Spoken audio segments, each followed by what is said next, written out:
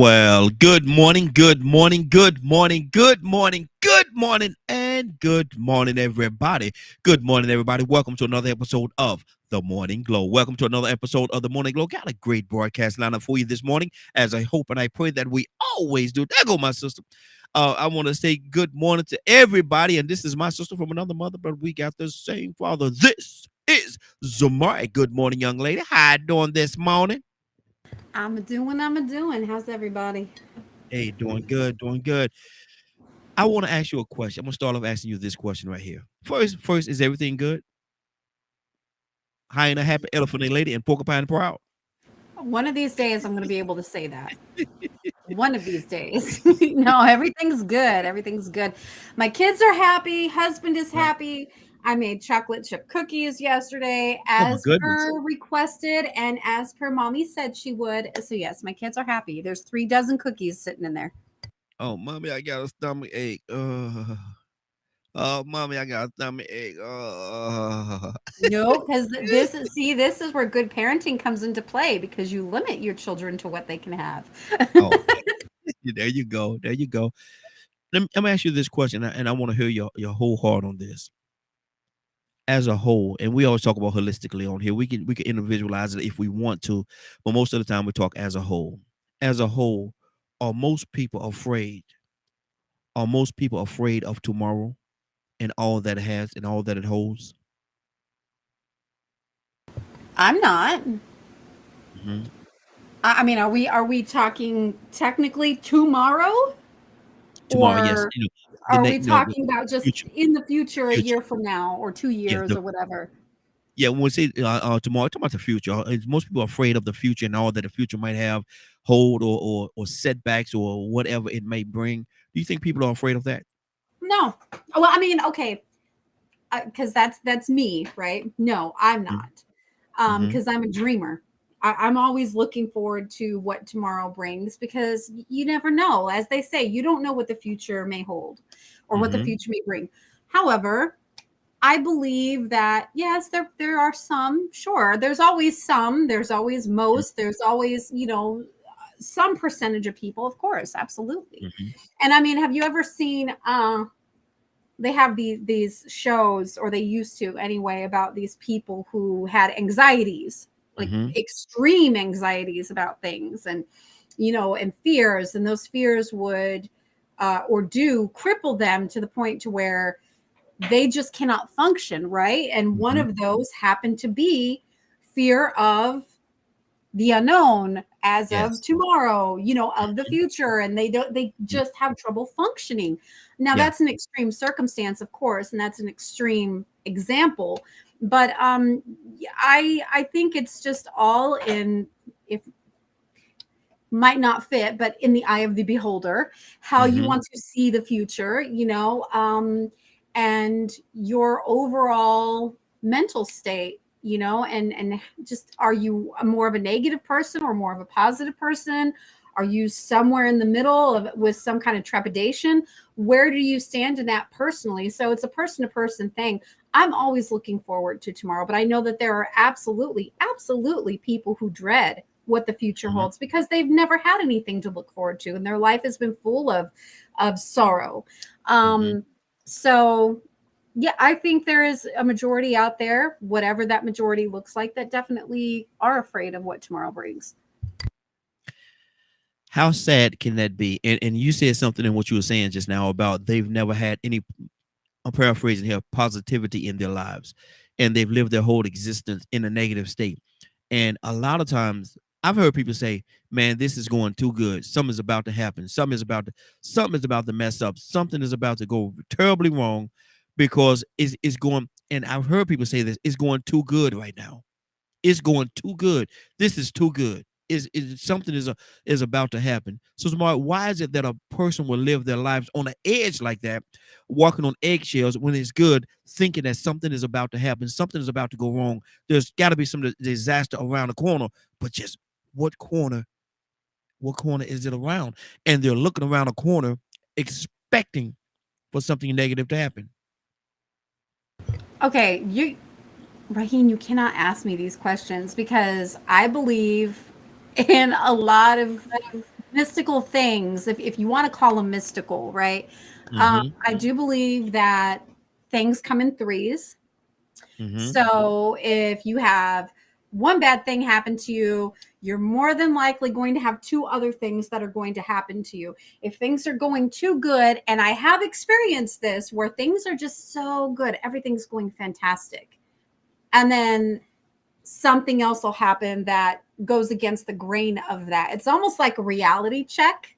Like, Mm-hmm. okay, time to come back down to earth. So I'm always, I don't know if you want to call it superstitious. I don't consider it to be superstition, but it's just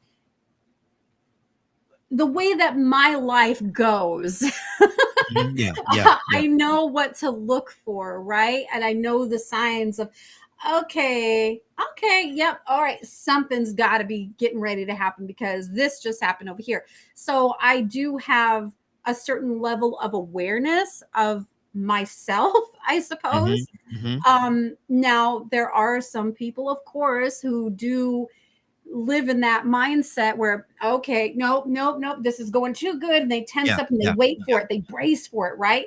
I Mm-hmm. don't do that. I'm just like, I expect it because I'm just so aware of how my life has gone forever. So I know there's always a pattern. If you really pay attention to your life, there's a pattern to the way that life happens for you. Mm-hmm. Always. There is an absolute pattern to that. So you might have a really good 6 months or a really good 5 years or whatever it is. And after that 5 year mark, there might be that one big thing that happens once every 5 years or something. You know what I'm talking about? I might not be explaining this perfect, Yeah, but I do. I know what you're talking about, and it does make sense to me. But my thing is, why would a person live their life expecting? Why can't we just accept the fact that it's going great? We finally got there. We finally arrived. We finally arrived at a place.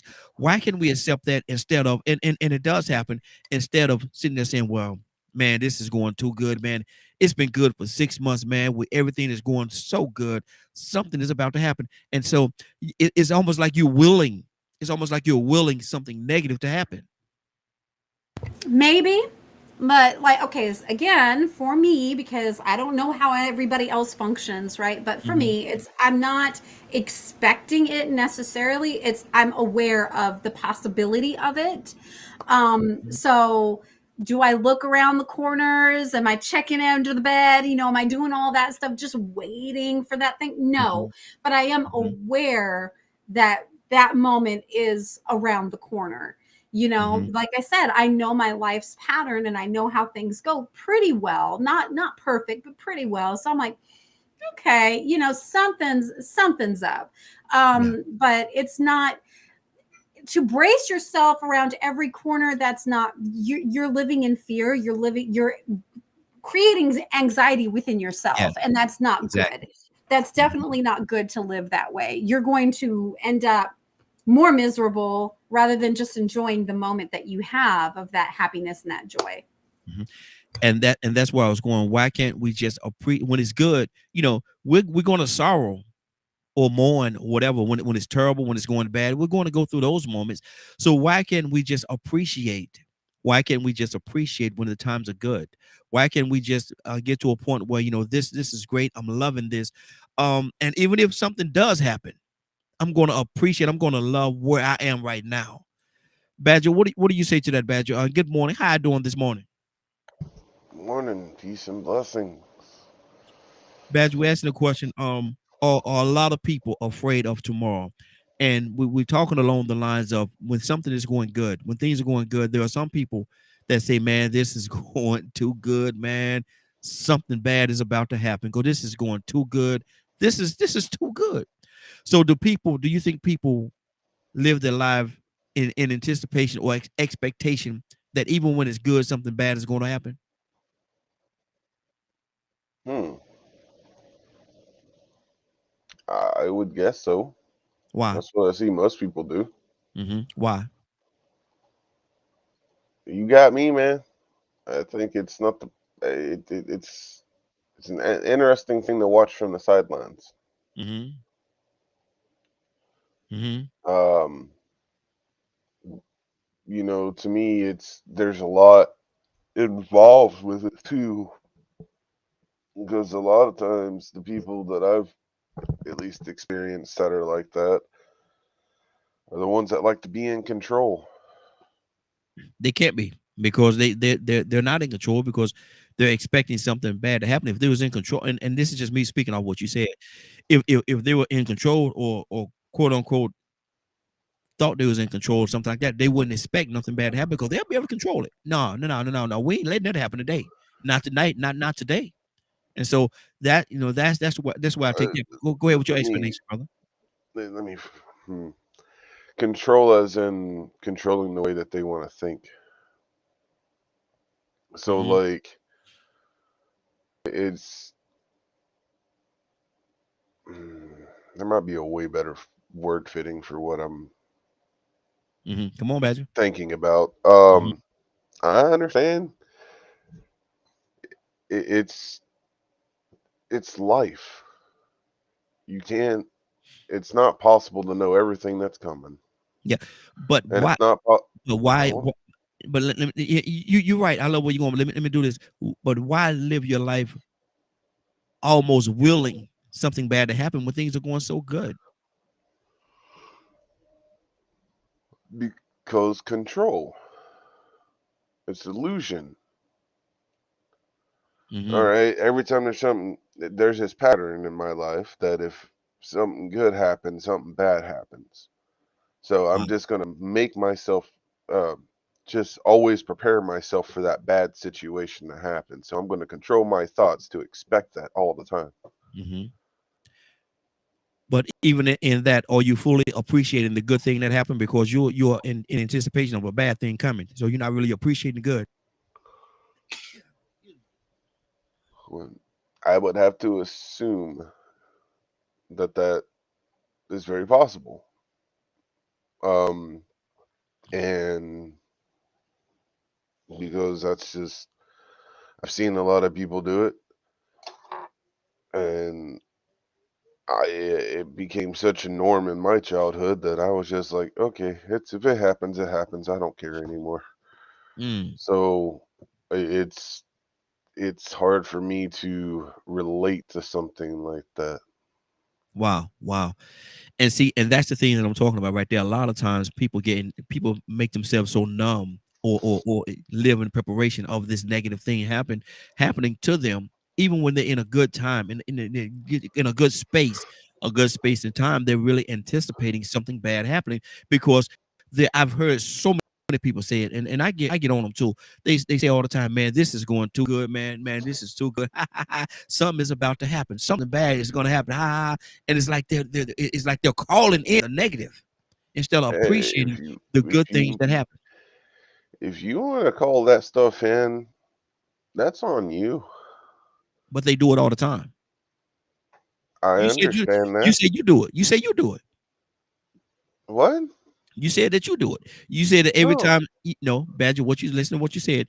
You said that because of your upbringing, and the way you live your life, and the way you was brought up, when good things happen, you be anticipating or looking out for, or prepping yourself. You said you be prepping and preparing yourself Oh for yeah, something bad to happen. that part. Yeah, Yeah. that part. Yeah. Oh, I'm always used to people turning their backs on me at some point, or Mm-hmm. not be all because they don't like something I say. Mm-hmm. So Okay. that's just it. I understand how it sounds like it's the same, but it's not. To Mm, me, it's an acknowledgement of what normally happens, and it's mm. whatever when it does. Wow.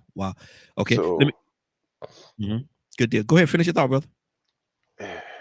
it's there are some people that I have come to learn that when you reach certain points in life, certain acknowledgments, certain levels, a lot of other people end up really not liking you. Hmm.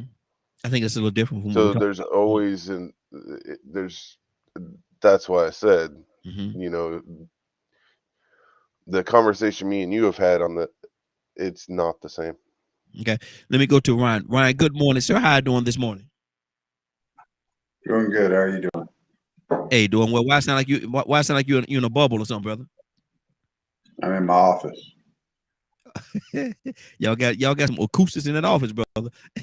But listen, are most people afraid of tomorrow? And the reason why I say afraid of tomorrow, because they get in a situation like even in good times, like me and Badge and I was talking about a second ago, and Zamar and I was talking about a little earlier. A lot of times people will say, even in good times, when things are going amazing, they're saying, "Oh man, this is going too good. Something bad gotta happen. Something bad is," and it's almost like they're calling a negative in instead of appreciating where they are in the good moments that they're in. Why do you think that is? And why do people do that? Because that's life. Usually life has a way of throwing you a curveball when everything's going good.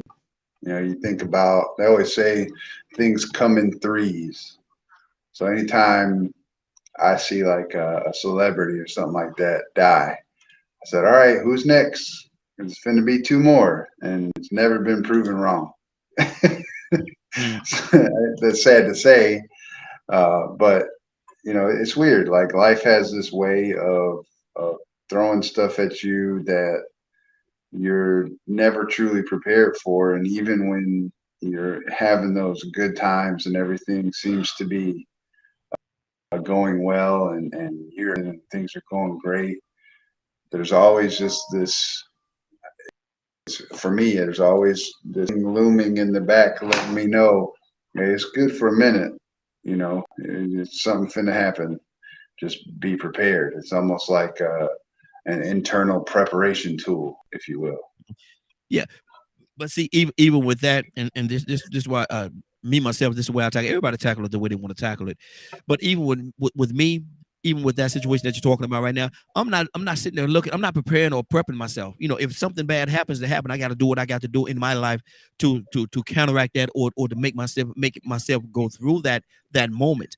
But I'm not gonna sit there waiting and anticipating, oh man, this is going too good, man.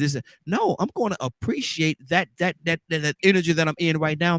I'm going to appreciate that energy that I'm in right now. I'm not going to pour in. I'm not going to try to pull any negative or counter to the energy that I'm in right now. I'm going to appreciate. I love energy, and I'm going to appreciate that energy.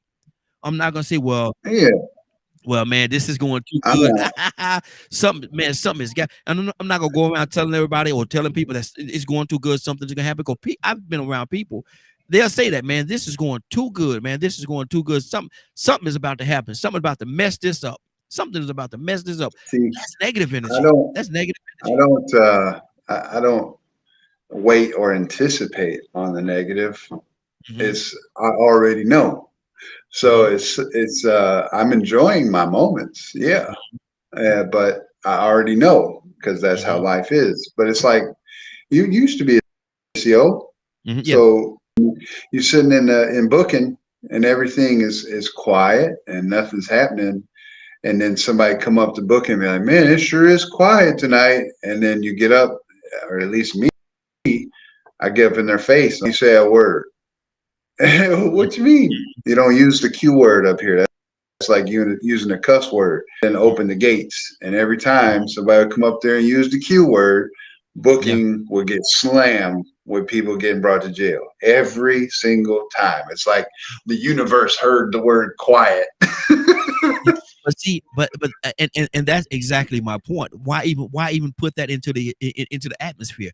Why even say that? Why not just appreciate that moment? Because it did not happen until somebody came in and put that negative energy into existence. So my thing is just appreciate, oh man, this is good. Let's sit back and listen, enjoy this. Oh, this is so good. But the moment, like you said, the moment somebody come in there and say, man, this is too quiet in here, man. You know, oh man, something about to break. This about the bottom about to fall out. This is too quiet. That's what happened. Yeah. That's what happened. Let me go to Rico. Rico, good morning, sir. How you doing this morning? Man, I can't complain, man. Just enjoying another beautiful new day. Good deal. You out there walking? Yeah. You got an echo. Oh, okay. Well, it was, but I'm out here. Oh, okay, good deal. Rico, I want to ask you this question, man. Do you think most people are afraid of tomorrow? Do you think most people are afraid of tomorrow? And I asked that question along these lines. They always even good times. I'm sure you heard somebody say this before, man. When it's real good, things are going very good for them. Oh man, something bad is about to happen, man. This is going too good, man. This is going too good. Something bad is about to happen, and it's like Ryan said, like they pour instead of appreciating that the positive energy that they're in right now, they're reaching and trying to pour it in something negative in anticipation of something bad happening instead of appreciating that good energy that they're in. Why do you think people do? First, do people do that, and why do you think that happens? Well, I think it's obvious that people do that. I mean, this is planet Earth. Mm-hmm. You know, if anything, it should just, you know, with it being obvious that happens, it's just the plain and simple question is why do people do that? Yeah. And to a certain extent, I figure you would have to sort of be selfish or naive to even ask that question. Mm-hmm. Because people have experiences Mm-hmm. that dictate how they feel about things. You know, we hear stories all the time of people that grew up in very dysfunctional and abusive and oppressive situations that cause them to have a lot of despair and loss of hope. Where children or Black people worked and deserved and earned the right to have certain things, but no matter what they did, it still wasn't going to happen. Mm-hmm. You just weren't going to have opportunity to access. Then you have some little child come along and say, well, hey, one day I'm going to be the first Black president. Man, you wasting your time. Well, why you being so pessimistic? Man, you in America. Now, you might be the child of an immigrant. You might have a Nigerian father, but you will not be a descendant of a slave and the president of the United States. Mm-hmm. Keep hope alive, though. Keep hope alive. Mm-hmm. Why he so pessimistic? I don't like going around him. All he hear, negative, negative, negative. Do you know your history, boy? Mm-hmm. I got a reason to feel this way. It's called precedence. And sometimes people have experiences where they know things were looking good. Then all of a sudden, somebody just pulled the rug off them under their feet, and all of a sudden, they didn't get no justice, not even from the court system. Man, I don't need to call the police. They ain't going to help you. You Black. Mm. I mean, you know, it ain't just because people just want to feel negative. Life done throw some curveballs, just like Ryan said. So to just, because I wanted to be positive, it would be unfair and very insensitive and selfish for me to just ignore the reason why they might feel that way. Mm-hmm. Their experiences might not have been all positive. They might have done a lot of great things and earned and deserved to have a lot of things rewarded to them. Mm-hmm. That weren't rewarded to them because they didn't come from a certain place. Or maybe the parents just didn't invest that time into them, their concern. Maybe they lacked and missed out on a lot of things, basic things, that made them feel like, well, you know what? If I can't even get my daddy to teach me how to catch a ball, what's the use of me out trying to go out here and play some baseball? Mm-hmm. Yeah, I got a dream of being LeBron James, but I ain't never had a basketball in my life. Mm. Yeah, I want to be a computer scientist. I want to be an astronaut. Mama, can I go to astronaut school? But Black folks don't go to space. Mm. You better go out there in that yard and pick up that damn ball. Hey. Mm-hmm. Mm-hmm. Oh, man, but I really want to be an astronaut. I want to be a rocket scientist. I want to build log cabins. Buy me this log cabin set, Mom. Buy me this rocket set, Mom, because I don't want no racetrack. Mm-hmm. I don't want no BB gun. How you going to do it? Make a mess and leave that stuff out there? No, man, I'm throwing it away. I ain't getting it for you, but no, I really love this astronaut stuff and space stuff, Mom. So now, you know, you don't get the opportunities. You don't have the access of the exposure to things that can help you accomplish the things you want to get. Or maybe you did do the thing you were supposed to do to be rewarded, and you didn't get it. Mm-hmm. Wow. And see, so now, if I know this person is pessimistic and negative, I might be able to understand why they are that way. Only thing I could do if I'm a real friend is to show them, hey, it ain't always bad. mm-hmm. Mm-hmm. Because for some people, it has been mostly bad. And see, and that's my position right there, man, because I love energy. I love dealing with energies and stuff like that. And I can't live in the energy of that negativity. Even if, when things are good, I want to fully appreciate the goodness of that particular moment. The blessings that come along with that particular moment. I'm not going to will anything else in. I'm going to appreciate that moment to its fullest. Now, like I said earlier, if something bad I happened and if something bad would have happened, and a lot of times, like y'all said, to y'all point, a lot of time it do happen. But when it does happen, that's when I have to do what I have to do to get that negativeness away from me so I can get back to the positive and continue to live in that positive. I can't exist. I don't want to in that, nor will I exist in that negativity. I can't. and that's good. That's good for you. Mhm. But what about that person that's going through that trauma and responds in that dysfunctional way? How does that affect them? Mhm. How do you help them when they are the ones traumatized? See, you ain't traumatized, so you ain't feeling it. Mhm. So the only thing you know is I don't want to feel that energy. Mhm. But whether they need the help, you don't need the help. Mhm. See, obviously the problem is with them, so you got to take yourself out of the situation. Mhm. Yeah, you wish you could be positive, but now you understand that this person right here, they don't see the joy in it because they're so traumatized. Mhm. They've been so stained, Mhm. to the point of where they got this negativity built in, and it's hard for them to have a positive outlook when they done lost their whole family in a plane crash. Mhm. Mhm. Yeah. Now, something like that, you have to be compassionate. You have to be very compassionate and understanding. But at the same time, I'm still going to feed them as much positive as I can. Even in that situation right there, man, you lost your whole family in a plane crash. That's traumatic. That's total. That's total trauma. But at the same time, come on, man. Let's go over here for a minute now. Let me take you over here, hang out for a little bit. Let's go over here and let's go eat, man. I know you haven't eaten now. You ate today? No. Nah, man. Come on, man. Let's go over here, hang out for a few minutes, man. Let's go get something to eat.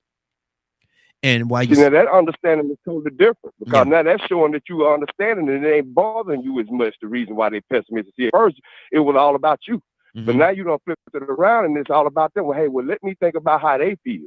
At first you were talking about how you feel. I don't like this energy. I hate that. Don't Yeah, bring that yeah. around here. It's still the same though. It's still the But same now with you me. see, No, it's still the same yeah, with but me. you It's yeah, but then you turn it around and you made it about them. Mhm. So when you made it about them, then your opinions and your actions change a little bit Well, because you understand I that don't I these don't people receive it that way for a certain reason. So let me give them some attention Mhm. and take myself out of it. Okay. But see, my thing is I don't I see what you're saying and I can see the view that you're coming from, but my stance stays the same though. It's still that energy. I don't want that energy in me. Now, I will do what I could do to help somebody else, but I'm still not gonna. Even if I go and we sit down and we eat together, go eat lunch together, dinner together, or whatever, I'm not gonna sit there and be a partaker in the pity party. I'm gonna always shift the. I'm gonna shift the every chance. I'm gonna shift the conversation. I'm gonna shift the conversation, and I'm gonna shift the conversation to something positive instead of just letting them live and wallow in the negative. Yes, it's a terrible situation. Absolutely, absolutely, it is. But I'm gonna change every chance I get. I'm gonna change the conversation. I'm gonna change the conversation. I'm gonna change the conversation. Not saying that we're not gonna talk about what happened in their life because they probably need somebody, a friend, to talk to. And so I will listen, but at the same time, but man, you know what? Blase, blase. Then I throw some. I throw some positive. I throw some positive. There. Let me go to Captain Leonard. Captain Leonard, good morning, sir. How you doing this morning? Good point, Dorico. Good, real good point. Good morning, Raheem, and the Morning Glow family. We talking about, and good to have you, brother. We're talking about most people afraid of tomorrow, or most people afraid of tomorrow, and we're talking about along the lines of a lot of times, Leonard, when you something is going real good in somebody's life, something is going real good, is going almost perfect. I've heard people say, man, this is going too good, man. This is going too good, man. Something is about to happen, man. Something about to pop off, man. Cause this is going too good, man. And it's almost like they're willing negative energy to come in, and say, I can't live that way, Leonard. I'm pushing it out, and the negative energy got to go. I don't want it around me. No, no, Leonard. Why do you think a lot of people do that? Because no one knows what tomorrow holds, and that's a big issue as it relates to things like anxiety. Mm-hmm. That's what that is. Anxiety is worrying about the future. Mm-hmm. I have those issues Mm-hmm. Okay. constantly. They Mm-hmm. Okay. never stop. Mm-hmm. How do you So deal with it, one, Leonard? there always has to be positivity Mm-hmm. that is priority. Mm-hmm. I could care less what anyone says. Mm-hmm. I'm not gonna sit around with you and be miserable. I'd rather sit alone if that's the Mm-hmm. case. I don't need no help to feel bad. Yeah. or have a bad time. Mm-hmm. I don't constantly sit back, like somebody would say, and return to vomit. Mm-hmm. Makes no sense. I'm sure I've had horrible days. As a Yeah. matter of fact, I know I have, Mm-hmm. but they behind me. Yeah. They Those two behind should me. pass. Yeah. Mm-hmm. And you know, this notion of no hope, pessimism, determinism, all these types of things that people want to doom other people with. Some people are intent on being miserable. Mm-hmm. Let them. Wow. Wow. Let them. Don't be So with them. Leonard, you're saying that some people just love wallowing in Yes. that. Yes. Wow. Yes. Some people love that type of thing. Mm-hmm. And you have to learn how to come out from among them. Mm-hmm. Let the world folk be world folk. Mm-hmm. People that depend on what the world gonna say and what the world gonna do, and the world. As Christians, we should have a better foresight Mm-hmm. because we should have a better hope, and we have more faith than that. We might be in the world, but we're not of the world. I'm sure people have been taught that who are Christian people. Mm-hmm. So you have to make sure that one, you really into what you say, because that's usually how you live and how you think about it. Don't nobody want to be around a person that ruins a good time. Mm-hmm. As a matter of fact, if you that person, you are no longer invited to my parties. Hey, Leonard, back in the day, we said back in the day, we said, man, you gotta go, man. You ruining my high, man. Bro, You I will put you out. Ain't nobody come here for that. yeah. Every time somebody say something good, you say something bad. Mm-hmm. Before we wind up in debt, I'm gonna stop fooling with you. Mm-hmm. And every Wow. and the people have to realize, don't let other people bring you down. I don't care how much bad stuff. I can be sitting there. I've sat in front of several people in counseling Mm-hmm. that come for help with horrible situations, just terrible. But you know what? I used to do that to help them, not to make myself miserable. Mm-hmm. I'm not going. Why would I look like every single day rehearsing what happened at my mother's funeral? Mm. She wouldn't even want me to do that. Yeah. Mm-hmm. And you never know. The day changes from one day to the next. Everybody that woke up yesterday ain't wake up today. Mm-hmm. But that don't mean they worse off neither. Even in death, there's positivity. Mm-hmm. It's just that if you're looking for it. But Yeah. those people that want to be miserable, let them be. Just Mm. don't be one of them. Wow. Let me go to Brother Pete this morning. Brother Pete, good morning, sir. How you doing this morning? Doing good, DKM Radio Morning Glow panelists and artists. How y'all doing this morning? Hey, doing good, doing good. We're talking about do some people worry about tomorrow? Meaning that even when times are good, man, you got some people that will sit there, man, and they will in a negative energy, talking about, man, this is going too good, man. This is too good, man. Something is about to happen, man. Y'all get ready. It's coming, or it's coming. Something is about to happen. Why do people do that? It's self-sabotaging behavior. Mm-hmm. Sabotaging behavior. Um, the book says, as a man thinketh, so is he, right? Mm-hmm. Woman for that matter. So we're not understanding the reality of our existence internally, spiritually, ecclesiastically, right? And how we speak things. We are in control more than we realize. Mm-hmm. Life and death is in the power of the tongue, right? So sometimes you can have a casual disposition, and you may have lightheartedness in some of these statements, so the energy is not there. Mm-hmm. But then in other cases, you can have a negative disposition, a negative mentality, right? It's what was the old cartoon? We're never gonna make it, you know. Mm-hmm. So it's sometimes people take on these, they possess these, their position in life, their experience in this life has them at a point where they're cynical and Mm. everything is a degree of negativity, not realizing you creating your own reality with what you speaking out your mouth. Yeah. The thought is one thing, but when you speak it, that's the foundation and formation in creating it in reality. Mhm. And then you end up acting on it. So you see the bad, fine, beautiful, sexy, curvy figure woman, you see her, and then your mind goes to, and then the action follows through, Mhm. and then it goes where it goes, right? So we Wow. need to be taught a little different, and we need to comprehend more seriousness in the reality of what we speak, Mhm. and especially negative. It takes a positive and a negative to make the connection. Remember that now. Mhm. Exactly. Zamar, talk to me. I love the way he talks sometimes because it's always like at the end there, the way he said, "Remember that now." He talks.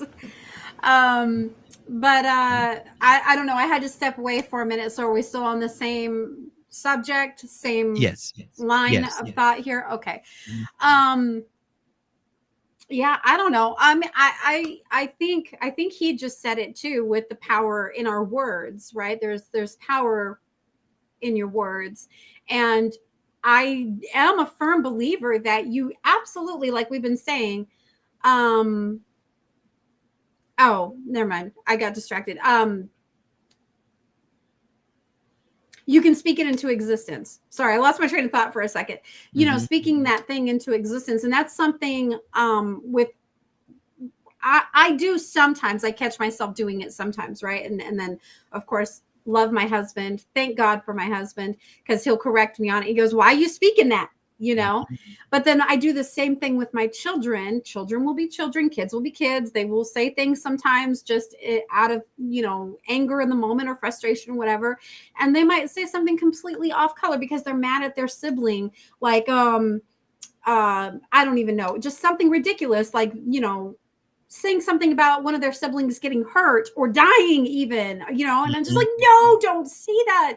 Yeah. And I've Yeah. had to, continuously and repetitively show them or teach them, we don't speak those things because what if something did happen, then you would feel bad Mhm. because you said that thing, right? Don't, and I tell them, I'm like, take it back now. Yeah. You got to Exactly. retract what you Yeah. just said. You cannot, do Mhm. not speak that. Don't give that life. Mhm. So it's the same thing, like when we're like with what you're talking about with this whole, waiting for something to happen because so much good has been going on and positivity and all of those things, right? And no, you don't speak it into existence. You don't go, oh, something bad is going to happen. But like I said, for Mhm. myself, I'm bracing for it in a way where I not necessarily bracing for it, but I'm aware of it's around the corner. Yeah, I'm Mhm. looking for it, but I'm not actively seeking it out. You know what Mhm. I'm saying? I'm Mhm. prepared for it, I guess is the better term. I'm prepared for that thing, but I'm not actively seeking it out. I'm not speaking it and giving it life, breathing life into that thing. And I don't know how I think that's for a lot of people, I think they have to learn they have to train themselves out of that negativity. And Mhm. that was something I definitely had to do. And I'm still learning to do that because I still catch myself in that negativity sometimes, right? Yeah. But Yeah. you do have to learn how to train yourself out of that. And absolutely, like Rico said, with the trauma, some people don't understand how to do that because they've had all of this bad stuff constantly happening to them. And so for them, there is no positive. All Mhm. they've ever had is that negative, right? So like what you said with, let's go grab a meal. Let's go do this. We can talk about that thing. So giving that positivity into their life eventually over time has the power to transform their thought patterns and Mhm. change the way that their perceptions work and everything. So it's just I think at the end of the day, what you're asking and what we need to do as human beings is we need to be more compassionate, Yeah. and more understanding, and create that positive atmosphere in people's lives who don't have that, so that they can learn how to use that for themselves, so that they're empowered. Wow, that's good. That's good. Captain, good morning, sir. How you doing this morning? Hey, good morning, Raheem, and to my Morning Glow family. We asked no question. We asked no question this morning, and I want to hear your heart on this. Are some people afraid of tomorrow? And I'm asking that question along these lines right here. When things are going real good, when things are going very good in somebody's life, they could actually sit there and say, man, this is going too good, bro. This is going too good. Something bad is about to happen. I promise you, something bad is about to happen. Almost like they're willing in negative instead of appreciating the positive place where they are right now. Why do you think people do that? Well, I'm trying to say that again. I want to really get the gist of what you're saying. A I lot, can understand the a lot of times what happens is when things are going good in somebody's life, it's almost like they're in expectation of something negative happening. Instead of appreciating the good times, they'll say, man, this is going too good, man. This is going way too good. Something bad is about to happen. Something bad is about to happen. It's almost like they can't appreciate or are not appreciating the positive or the good moment that they're in, the good energy that they're in. It's like they're looking for the negative energy to come in and overtake the positivity. It's like they're willing something bad to happen in their lives. Why do you think people do that? Okay. Well, well, to be honest with you, we used to call that an old slave mentality, because all life you believe you've been taught that you're not supposed to have nothing good in this life, but you're supposed to get your heaven when you're dead. And so some people believe that when something good happens to them, death is near, you know, because I'm not supposed to have nothing good. That is a real inferior type of thinking. For anyone believes that because good come to you, something bad is coming right behind the good. You know, there's an old saying, after the blessing comes the testing. You know, Allah always tests us. You know, it says, do men think they will be left alone saying they believe and not be tried and tested? Surely we tried and tested those before you. And we also thought that your children would become your test. Your test will become wealth.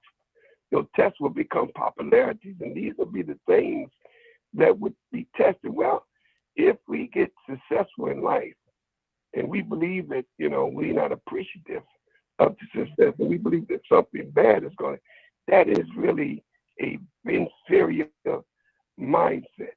The sad thing, dear brother, is that, you know, we live in a society that does not reinforce positivity.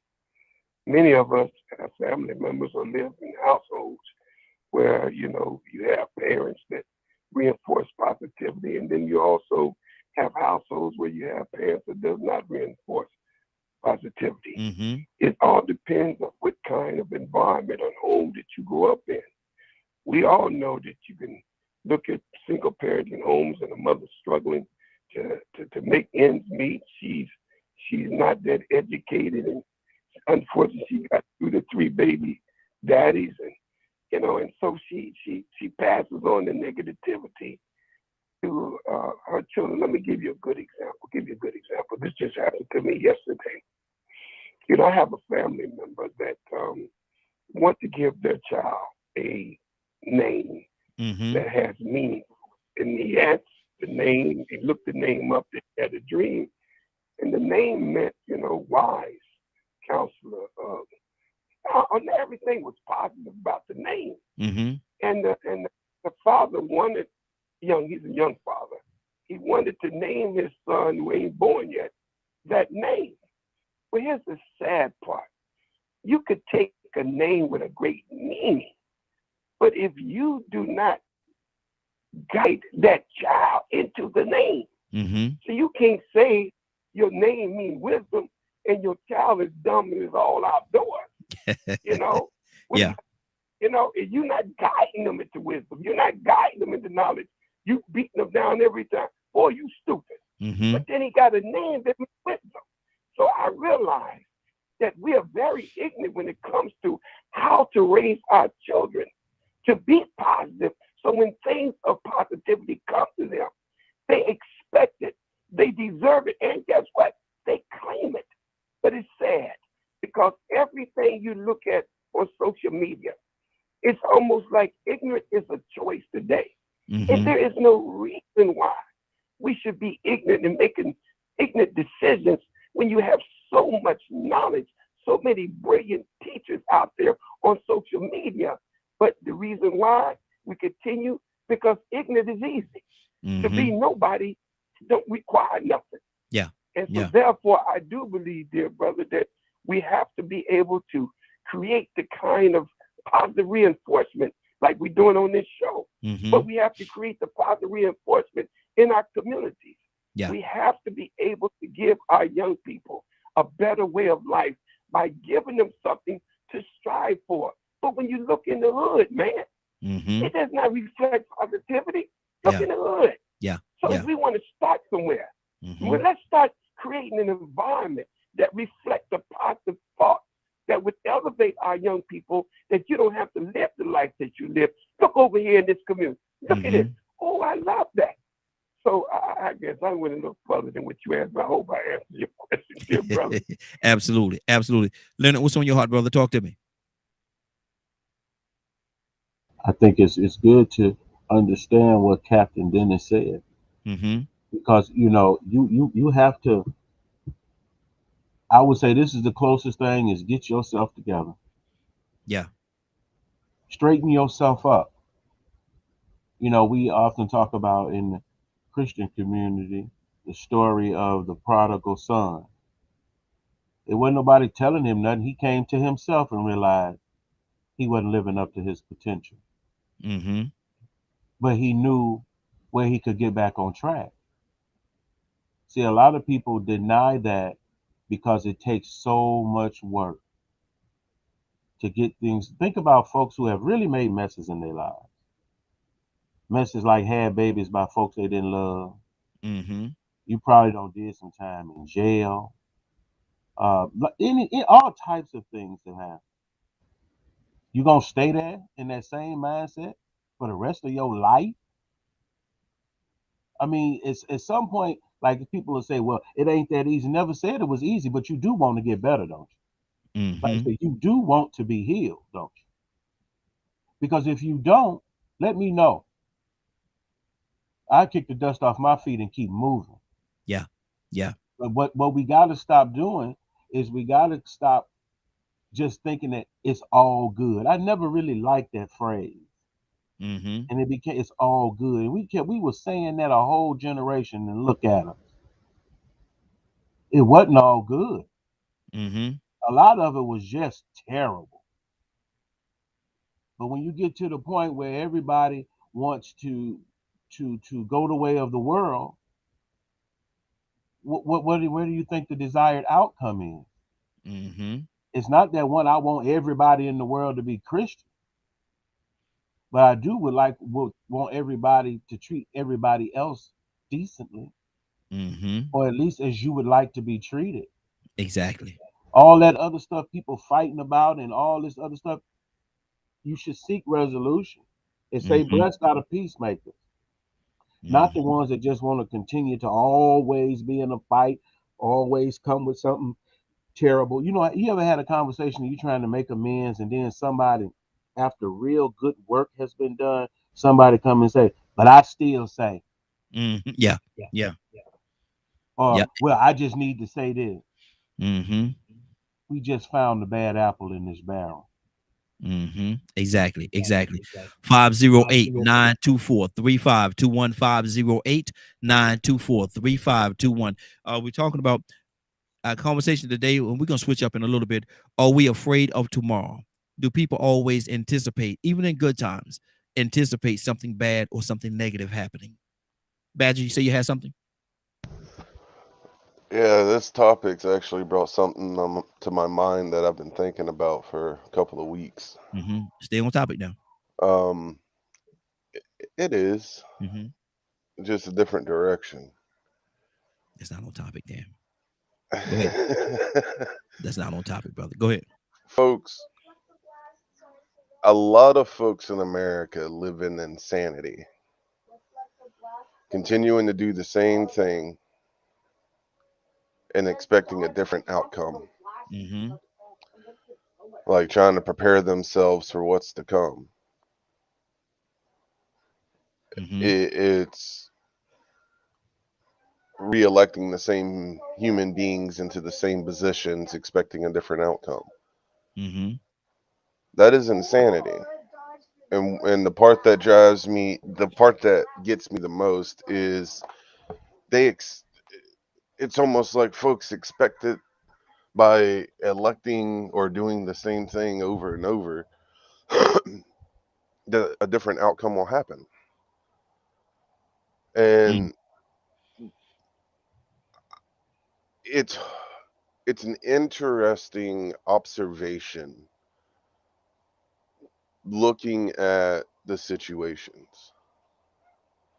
It's interesting to see a majority of people live like that. Mm. Or so and I don't know, I suppose there are ways for a person to get out of that, but that would require acknowledgement within oneself that they are living like that. Mm-hmm. So basically, people don't want to acknowledge the fact that they're in a bad situation. I really don't think people do. Mm. People refuse therapy. People refuse to But acknowledge. Bad, you got to understand too, and I don't mean to cut you off, but you got to understand too. A lot of times, people don't recognize it because that's all they've ever known.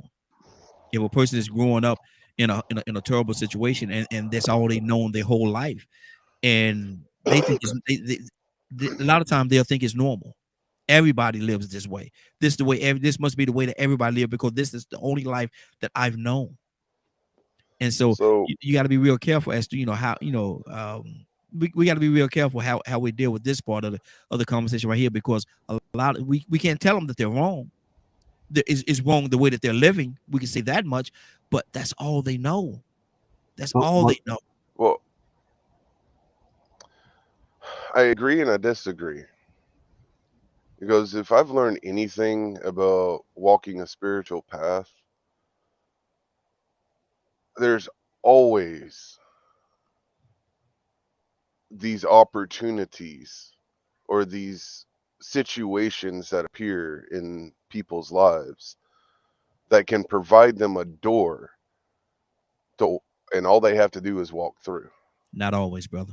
I love your heart. I love your heart and where you're coming from with this, but not always. That's not always a reality, brother. That's very Christian, Badger. That's very Christian in concept, in nature, and that's the goal. That's the goal. Yeah, that is a goal, but is that reality though? Does everybody have that door? No, no, they don't. When I hear people talking about what ain't going on and what happening, and you don't know this and you don't know that, turn on the TV. That's how easy it is. No, Leonard. So, Leonard, that's not true. The whole world is like this. The whole world can't possibly be like that. Can't possibly be that.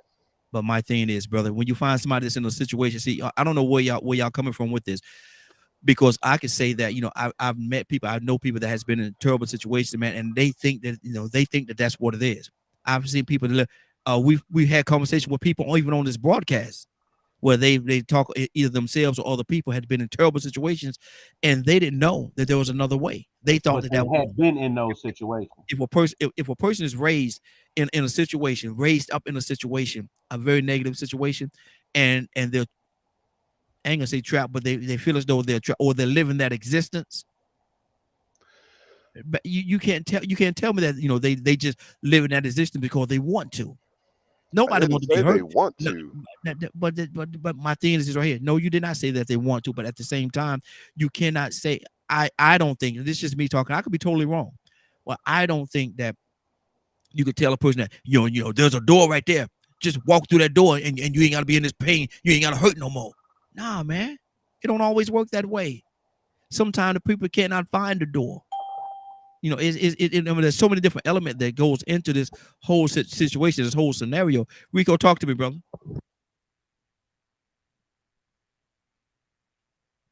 Rico, you there? Yeah, after a while, it starts sounding like we don't want to admit chaos, confusion, and trauma exists. Mm-hmm. Oh, that ain't no trauma. You'll be all right. Just straighten up, tighten up, pull up your bootstraps. But as far as I know, we products of our environment. When did that stop?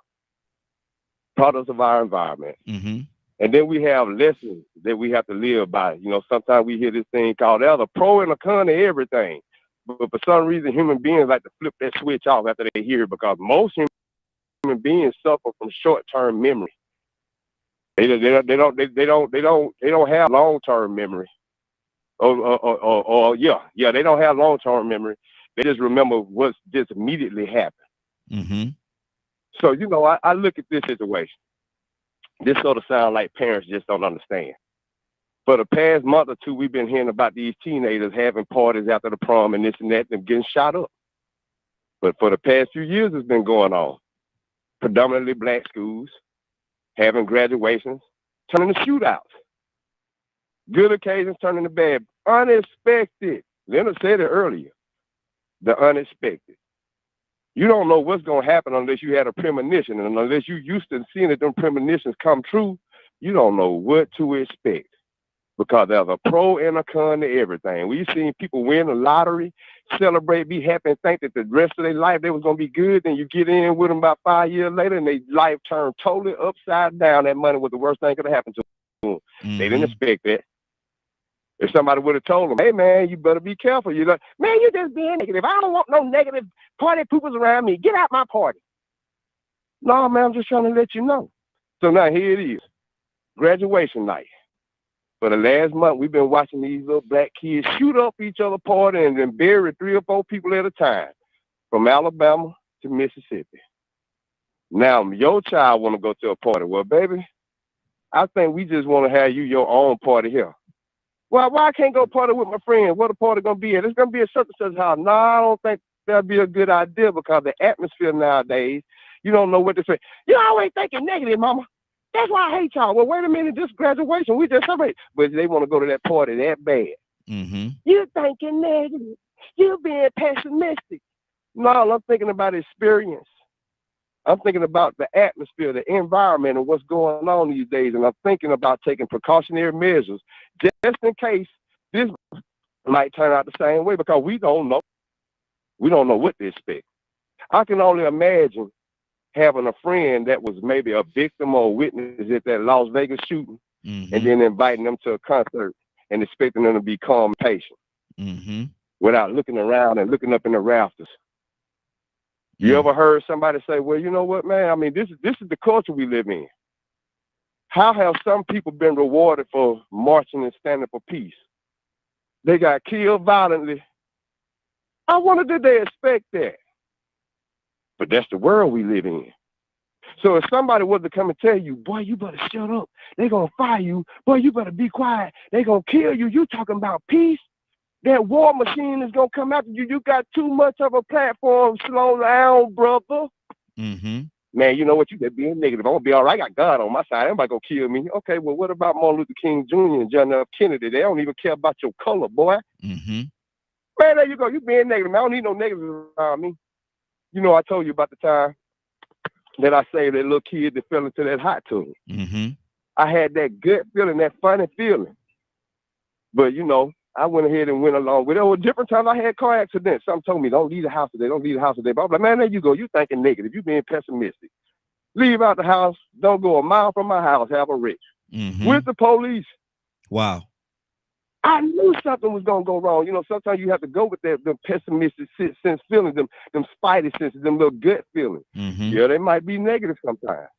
See, if I had not gone to that little get together that day, and then had that premonition about that little boy falling into that hot tub and being standoffish and letting everybody else mingle and pay attention to the adults while I seen they was kissing bud and not paying attention to that child would be dead now. But my negative, pessimistic feeling that something bad was going to happen made me stay outside and pay attention to the child, because I just had a funny feeling that these adults and his parent wasn't paying attention to him the right way. And I saw this boy fall into the hot tub 30 minutes before he did it. Mm-hmm. Was that being negative or pessimistic, or was that like being prepared for the unexpected and knowing the environment around you, being aware of the environment around you, and knowing the risk and the dangers that are involved? See, sometimes you have to be aware of the risk and the dangers to protect people. But sometimes they want to have so much fun and want to do what they do, get their reward so bad that they overlook the risk and the dangers, and would then push anybody away that's bringing that negativity, that negative energy to existence. Wow.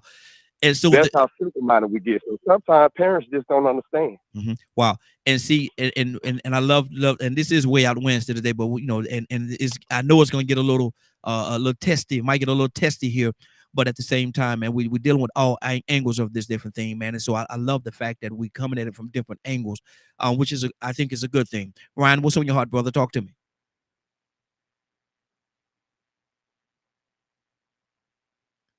Ryan, you there? Yeah, I'm here. I had to turn the Wi-Fi off. I'm far away from my office. Talk to me, brother. What's on your heart? Yeah, man. Like my wife just said in chat, prepare for the worst, expect the best.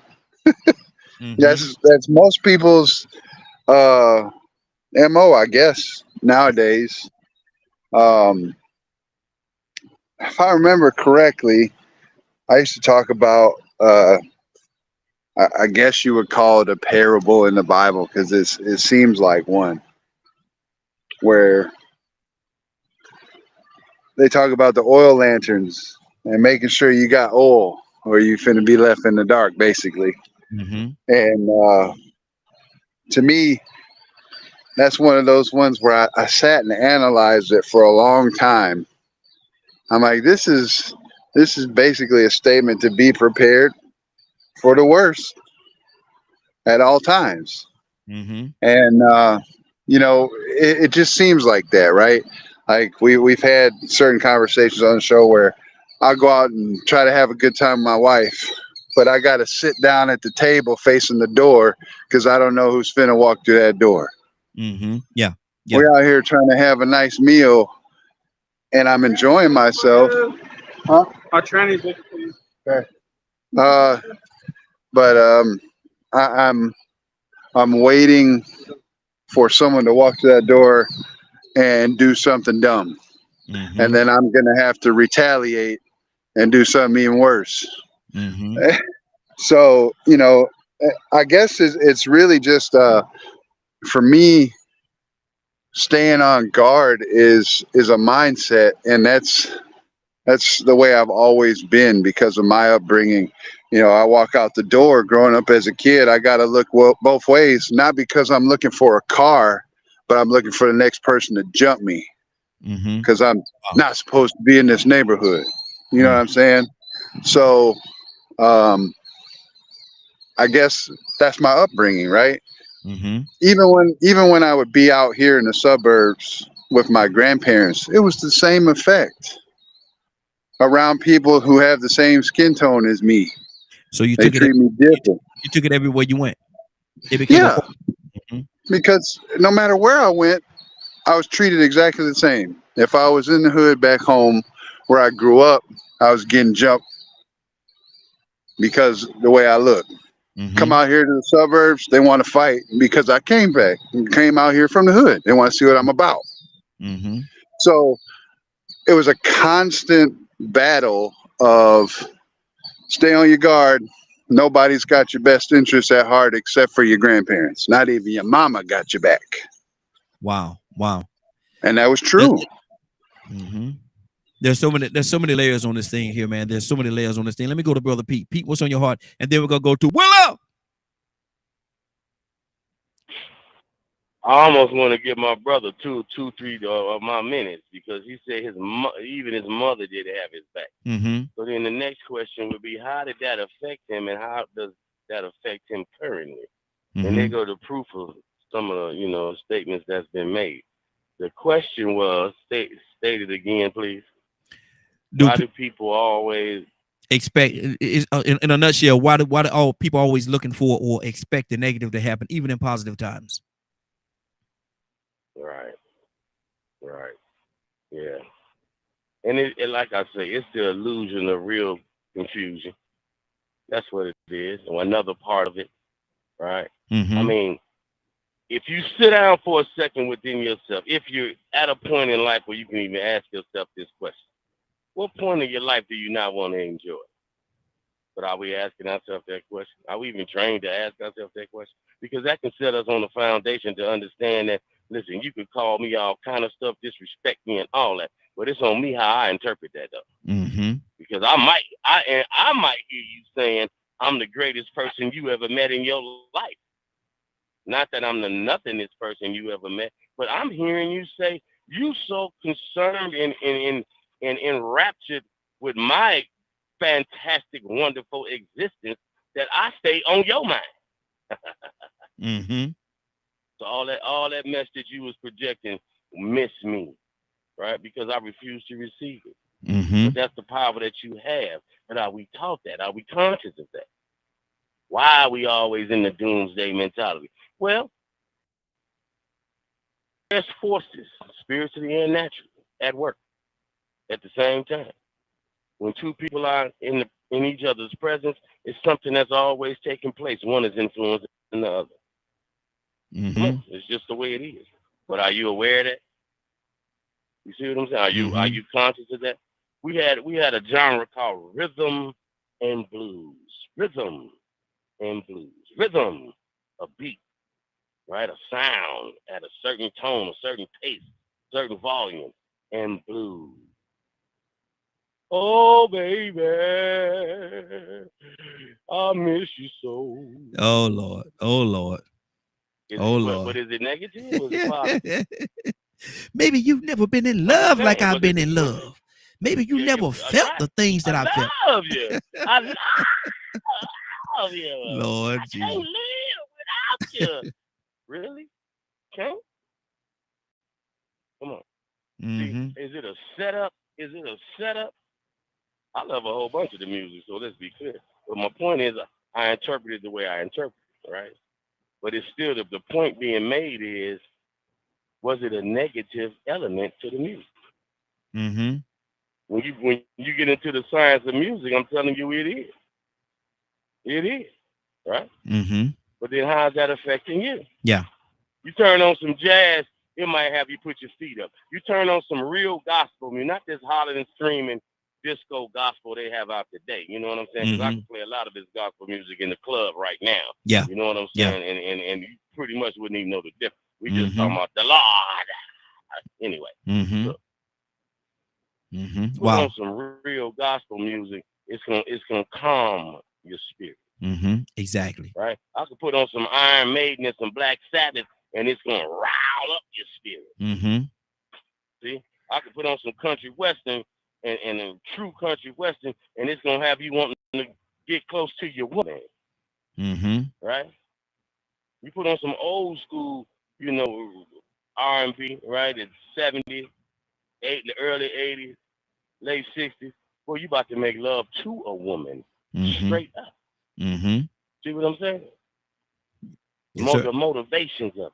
Absolutely. So now how much more so in society? How much more so in a functioning system? How much more so in ecclesiastical existence, the spirit realm? And then you not knowing that you are ultimately the God of yourself. Up under the God. You a God of yourself. Wow. And allowing others and other things to control you. And then if you don't even have that knowledge, how bad is that? Mm-hmm. Because I could tell you, it's gonna end today! And you like, ah! Huh? Good tell. Good. Stay right there, preacher. Stay right there, preacher. We got to keep this thing going. Zamar, are you okay over there? Can't hear you.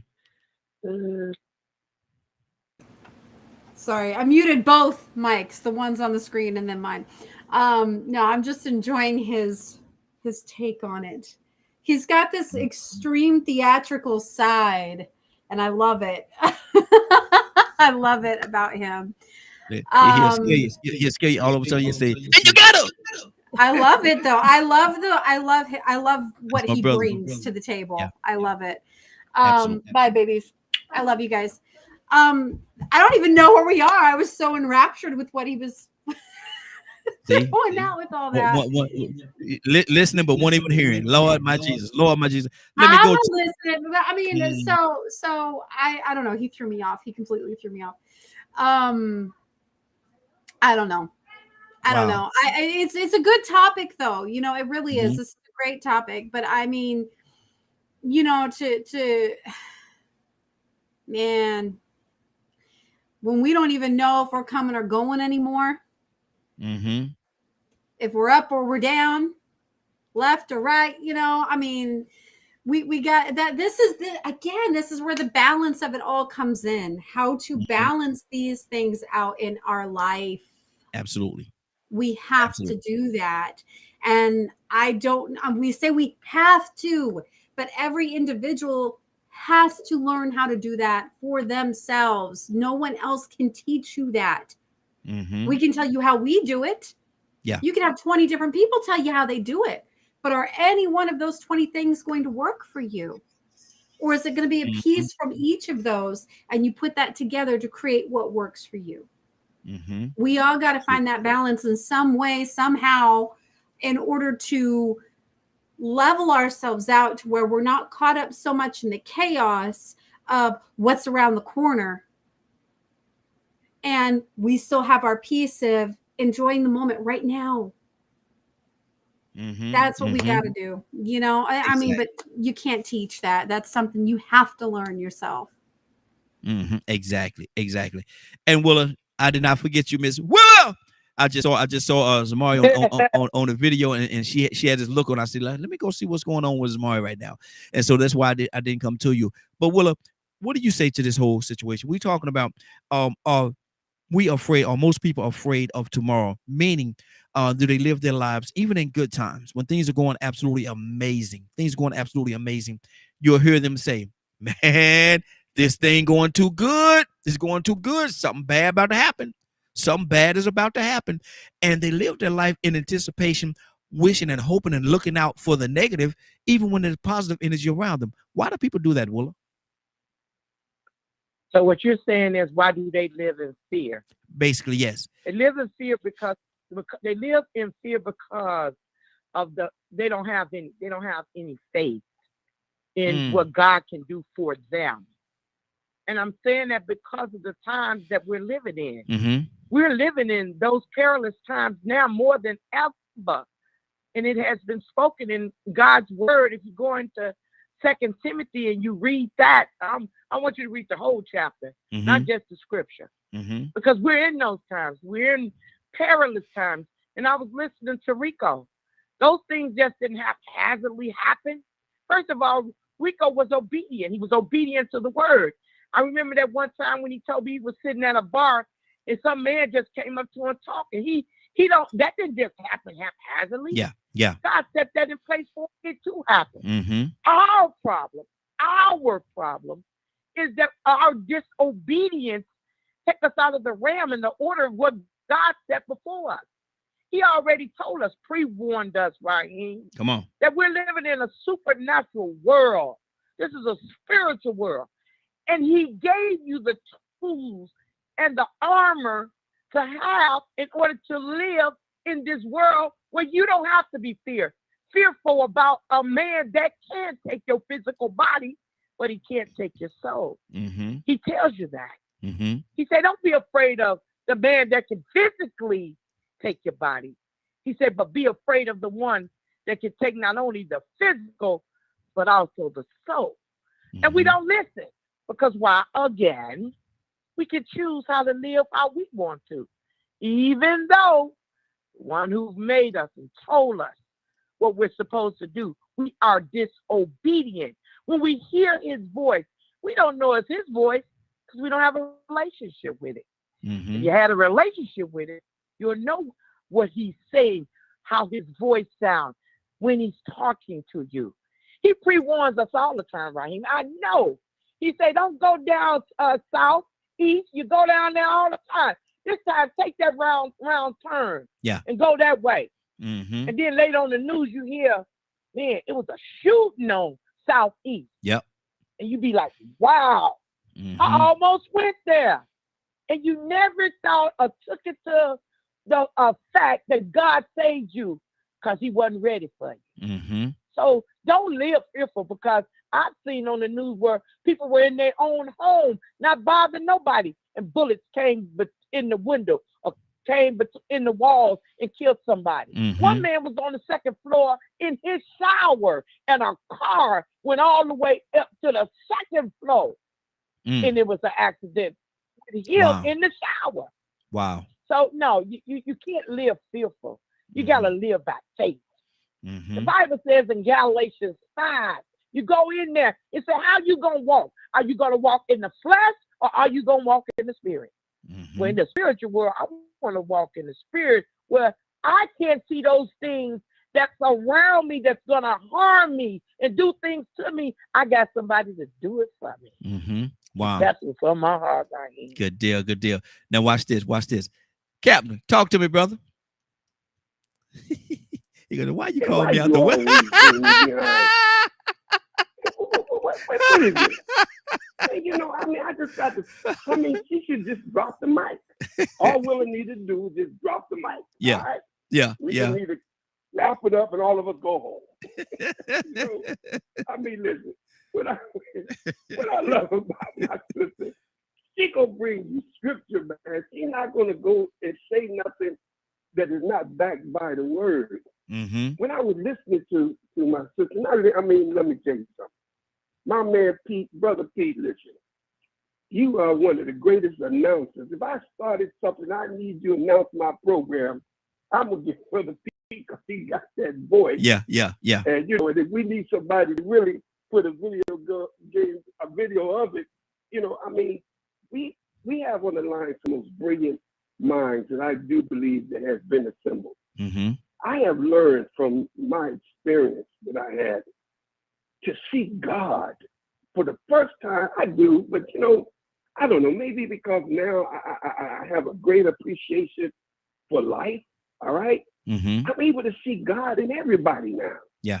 And when I see God in everybody, it makes me appreciate that there's nothing is done by chance. Mm-hmm. I believe everybody on here, every time Rico tells us of some great work or some great thing that he's done to save somebody's life, that is not by chance. Yeah.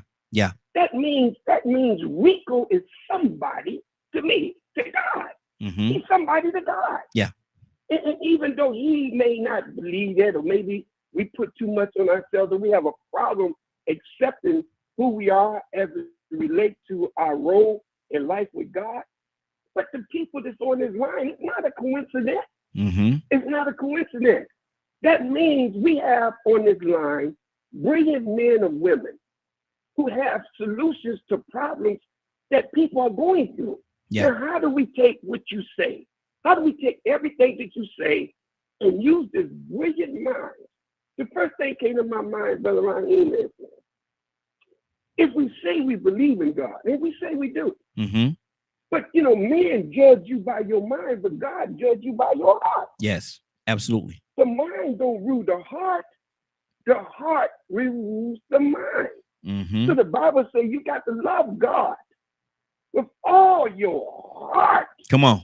You hear me? See, you can fake it. So it makes no difference who you are, what your persuasion, what you say you believe in. God judge you by what's in your heart. Mm-hmm. These are some good-hearted people on this line. Yes, sir. Yes, sir. And therefore, we have the opportunity to create an environment that represents our heart. If Mm-hmm. we don't get to the business of establishing the kingdom of God right here on earth, then we are just what you call hearers of the words. We're not doers of the word. Mm-hmm. You see? If Exactly. you keep saying, well, this is saying among the Muslims, I'm going to say this. We have a lesson that says, when you sit at home and wait on a mystery God to bring you food, and the lesson, the answer is emphatically no. Emphatically no. Me and my people have waited over 300-something years for a mystery God to bring us food. That means, man, sometimes we have a mentality to think that we waiting on Jesus. we wait.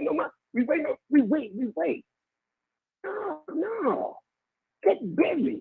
It creates an environment because let me say this to everybody on this line, I'm going to tell you straight up. And I'm sure Willa back me up. When you go before the Father or before the throne of God, He's going to ask every one of us, brother, Ryan, what did you do with the talent I gave you? Yeah.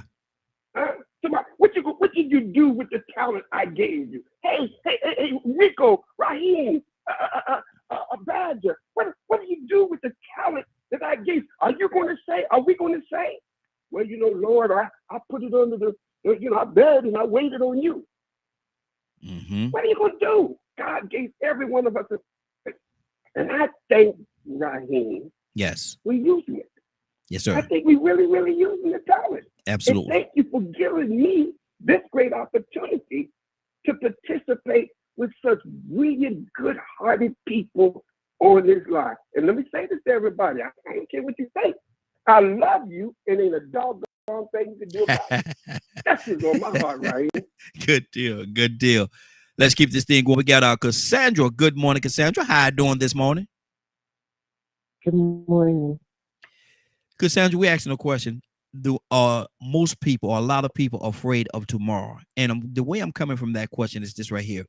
A lot of times when things are going amazing in somebody's life, you could hear them say, and I'm sure you've heard it before, things are going excellent.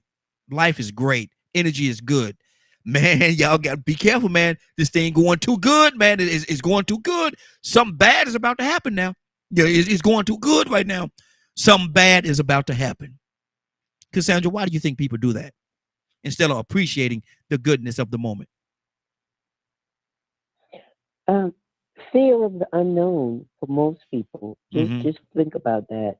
It's like, and I've been there. I felt that way. Like, wow, okay, I'm having a good moment. Something is gonna come and spawn this thing. And I don't know what causes that, but I think fear of the unknown. Just like, nah, this is too good to be true right now, and something about to come and hit and throw me completely off, possibly. But I try not to look at life like that. Go ahead. But Cassandra, and I'm glad that you kind of personalized a little bit. I'm glad that you did that. But if that be the case, are you really fully appreciating the goodness of that moment? No, maybe not. But I think for me, it's just the human side. We can be very spiritual, and some of us can be spiritual all day long. But the bottom line is there is a human side of us that has human emotions, and and we can't get away from that. Now I can't. It's times that things hit me where I react as a human being, not as a spiritual being, but as an emotional being sometimes. So I'm just not there. I can honestly admit I'm not at that place where I react to everything in a spiritual manner that I should. Yeah. I'm still pressing. I'm still trying to get there. So, that would be my answer. I'm still trying to get there. Good deal. And we have another caller. Caller, what's your name? Where you calling from? Good morning, Glow. It's VP. VP!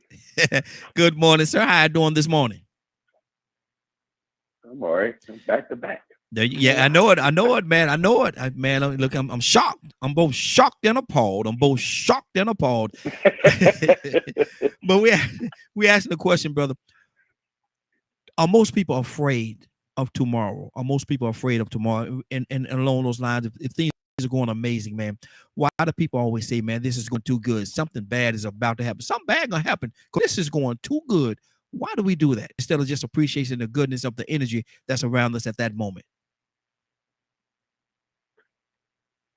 So, I don't know if you ever heard of Dr. Joe Dispenza. I've been on his kick a little. He's a Christian psychologist, but he really shapes the spirit and the earthly realms and puts it together for weird thinkers like myself. Mm-hmm. But he came up with this theory back in late 90s, early 2000s, and it says when we change our personalities, we will also change our personal reality. Since we are acting, reacting, behaving based on how we shaped our brain, we create our own personal reality. Mm-hmm. This means that you have the possibility to change your mind to become the personality you really want to be. So what happens is a lot of times we have this Job effect because we're blessed to know that although things are going good, you never know when God can give the okay for the enemy to take it away. Mm. So it takes a lot of change in your personality to shape the personal reality you have around you, to have that mindset to say, you know what, I'm blessed to have today. I'm not granted tomorrow, but if I do get it, it's just going to be as good as today was. But that Mm-hmm. takes practice. That takes an understanding that, my faith is on a whole different level than how people choose it to be. Like, I know the bills are coming. Mm-hmm. The bills come on the 1st. I'm not getting the hours I was supposed to get, or the salary's not making the money I thought it was going to keep doing, because, when you get more money, you start spending more money, and then you don't realize you wasn't saving no money. So, everything you do in your own personal reality is shaping it. It's shaping you to have a personality that thinks that tomorrow's going to be terrible, Mm-hmm. or I can't have a better day than I had today, or I got a long streak of winning, I got to lose eventually, because if we want to have a competition against God. Mm-hmm. And there's nowhere in the Bible where he says you could even compete against me. Yeah. But we want to compete and say, you know what, I'm Michael Jordan this thing right now. I'm 6-0 in the finals. I know I'm about to take a loss. Mm-hmm. But who's telling you that? Who told you you're having a loss? Mm-hmm. Besides yourself. Yeah. The enemy in me. That's all it is. Mm-hmm. Wow, that's good. That's good, Badger. The things that Dennis and Willow were saying is so better worded than the way I was trying to word things earlier about a door always being presented. And once again, it seems like a lot of people don't even realize that door was presented to them. That's why I was speaking on the word insanity, living in insanity. Learning to be self-aware of the situation that you are currently in to find the best path forward. And it's hard. It is not an easy accomplishment, but it's definitely something worth working towards. In this society, there's a lot of things to be concerned about, to be worried about. Everything from gun shootings, mass shootings, to judgment, the different isms, what our corporate America is doing, what our politicians are doing. There's a lot of things that is anger inducing, Mm-hmm. or can continue the negativity in oneself. And I'm not speaking this just to speak it. I also have worked very hard to live what I speak. Being in trauma brain, dealing with severe social anxiety, dealing with a constant feeling of not belonging is not an easy thing to deal with. Mm-hmm. However, seeking a way to be positive in those situations, not just for yourself, yet for those that are around you. That's why self-healing is so important, because you are affecting the people around you, even if you don't want to acknowledge it.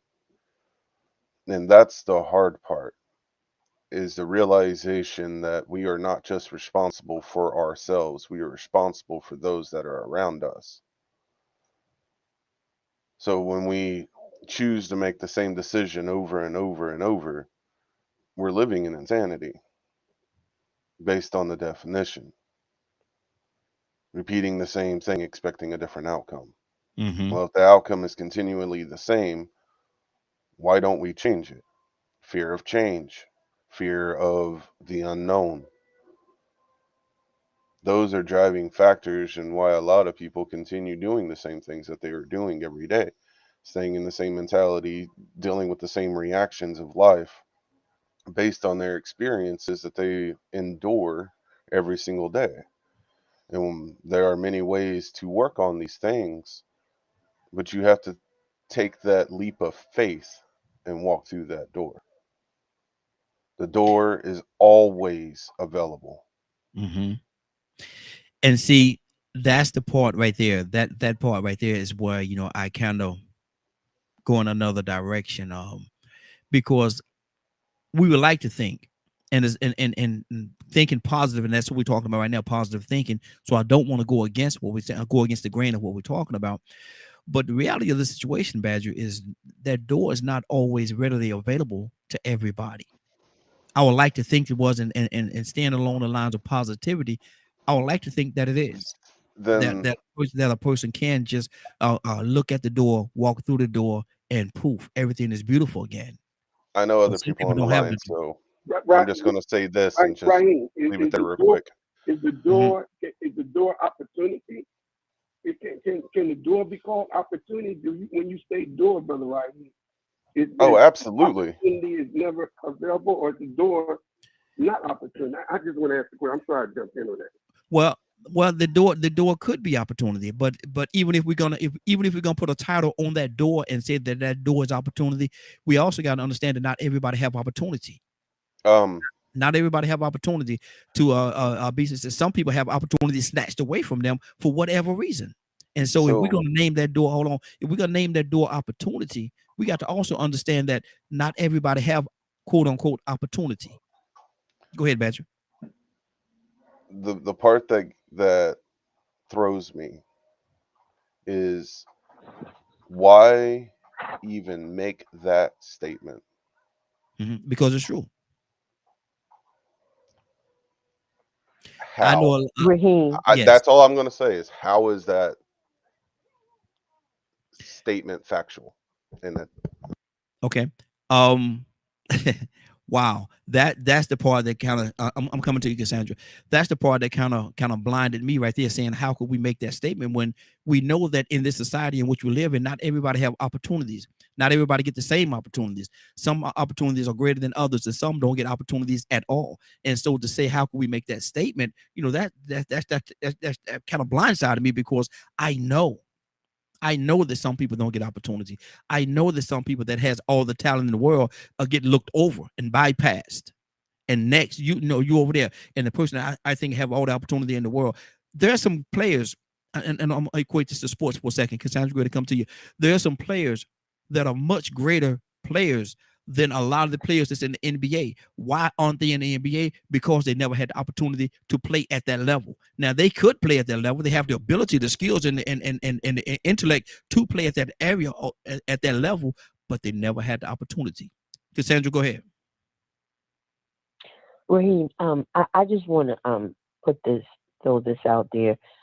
Today I'm in Ohio, and I'm going to be marching with Jayland Walker's family, and about maybe close to 20 families that lost loved ones to police violence, from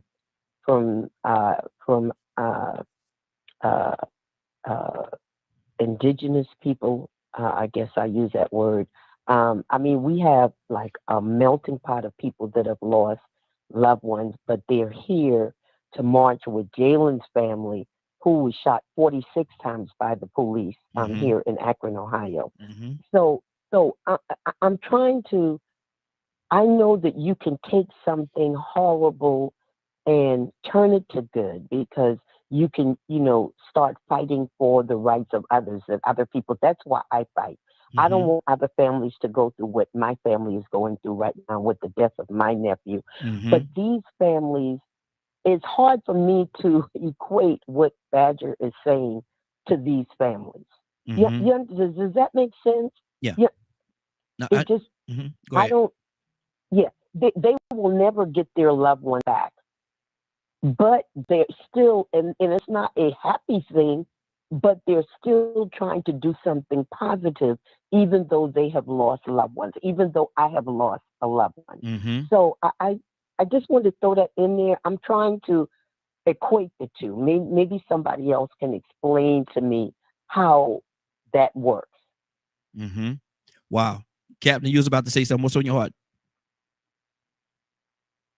Well, you know, listen, and let me say this.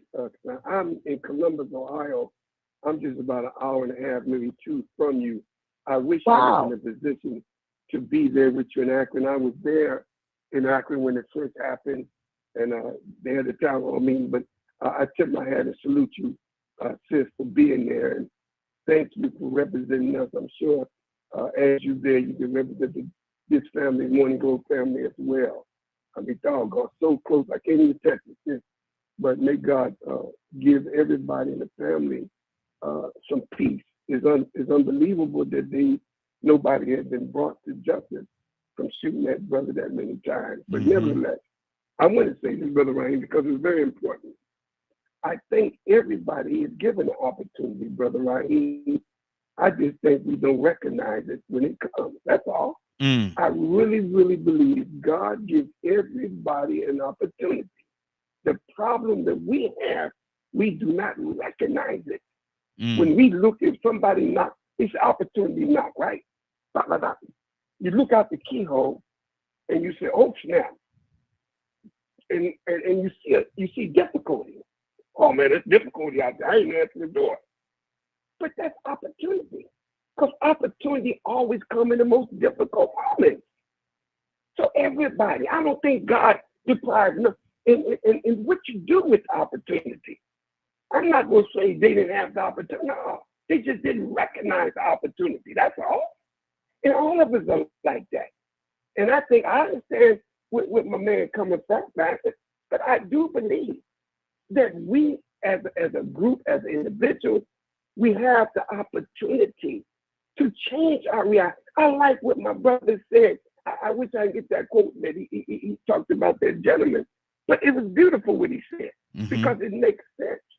We have to be able to change. You change your reality by your thinking.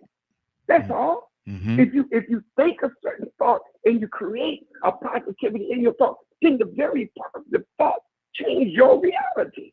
If I keep thinking, man, listen, I'm gonna be rich. If I think I'm gonna be rich, Brother Ryan, I'm not gonna hang around nickel and dime people. If I want to be rich, get around people that have the same goal, same aspirations that I have. Get around rich thinking people. And I may not be able to get to the moon, but I hit a star. But I'm sure not gonna get around people. Oh man, that's crazy, man. You ain't gonna never get. You wasting your time, partner. The white man ain't gonna never let a nigga go get ahead. You hear me, man? You hear it.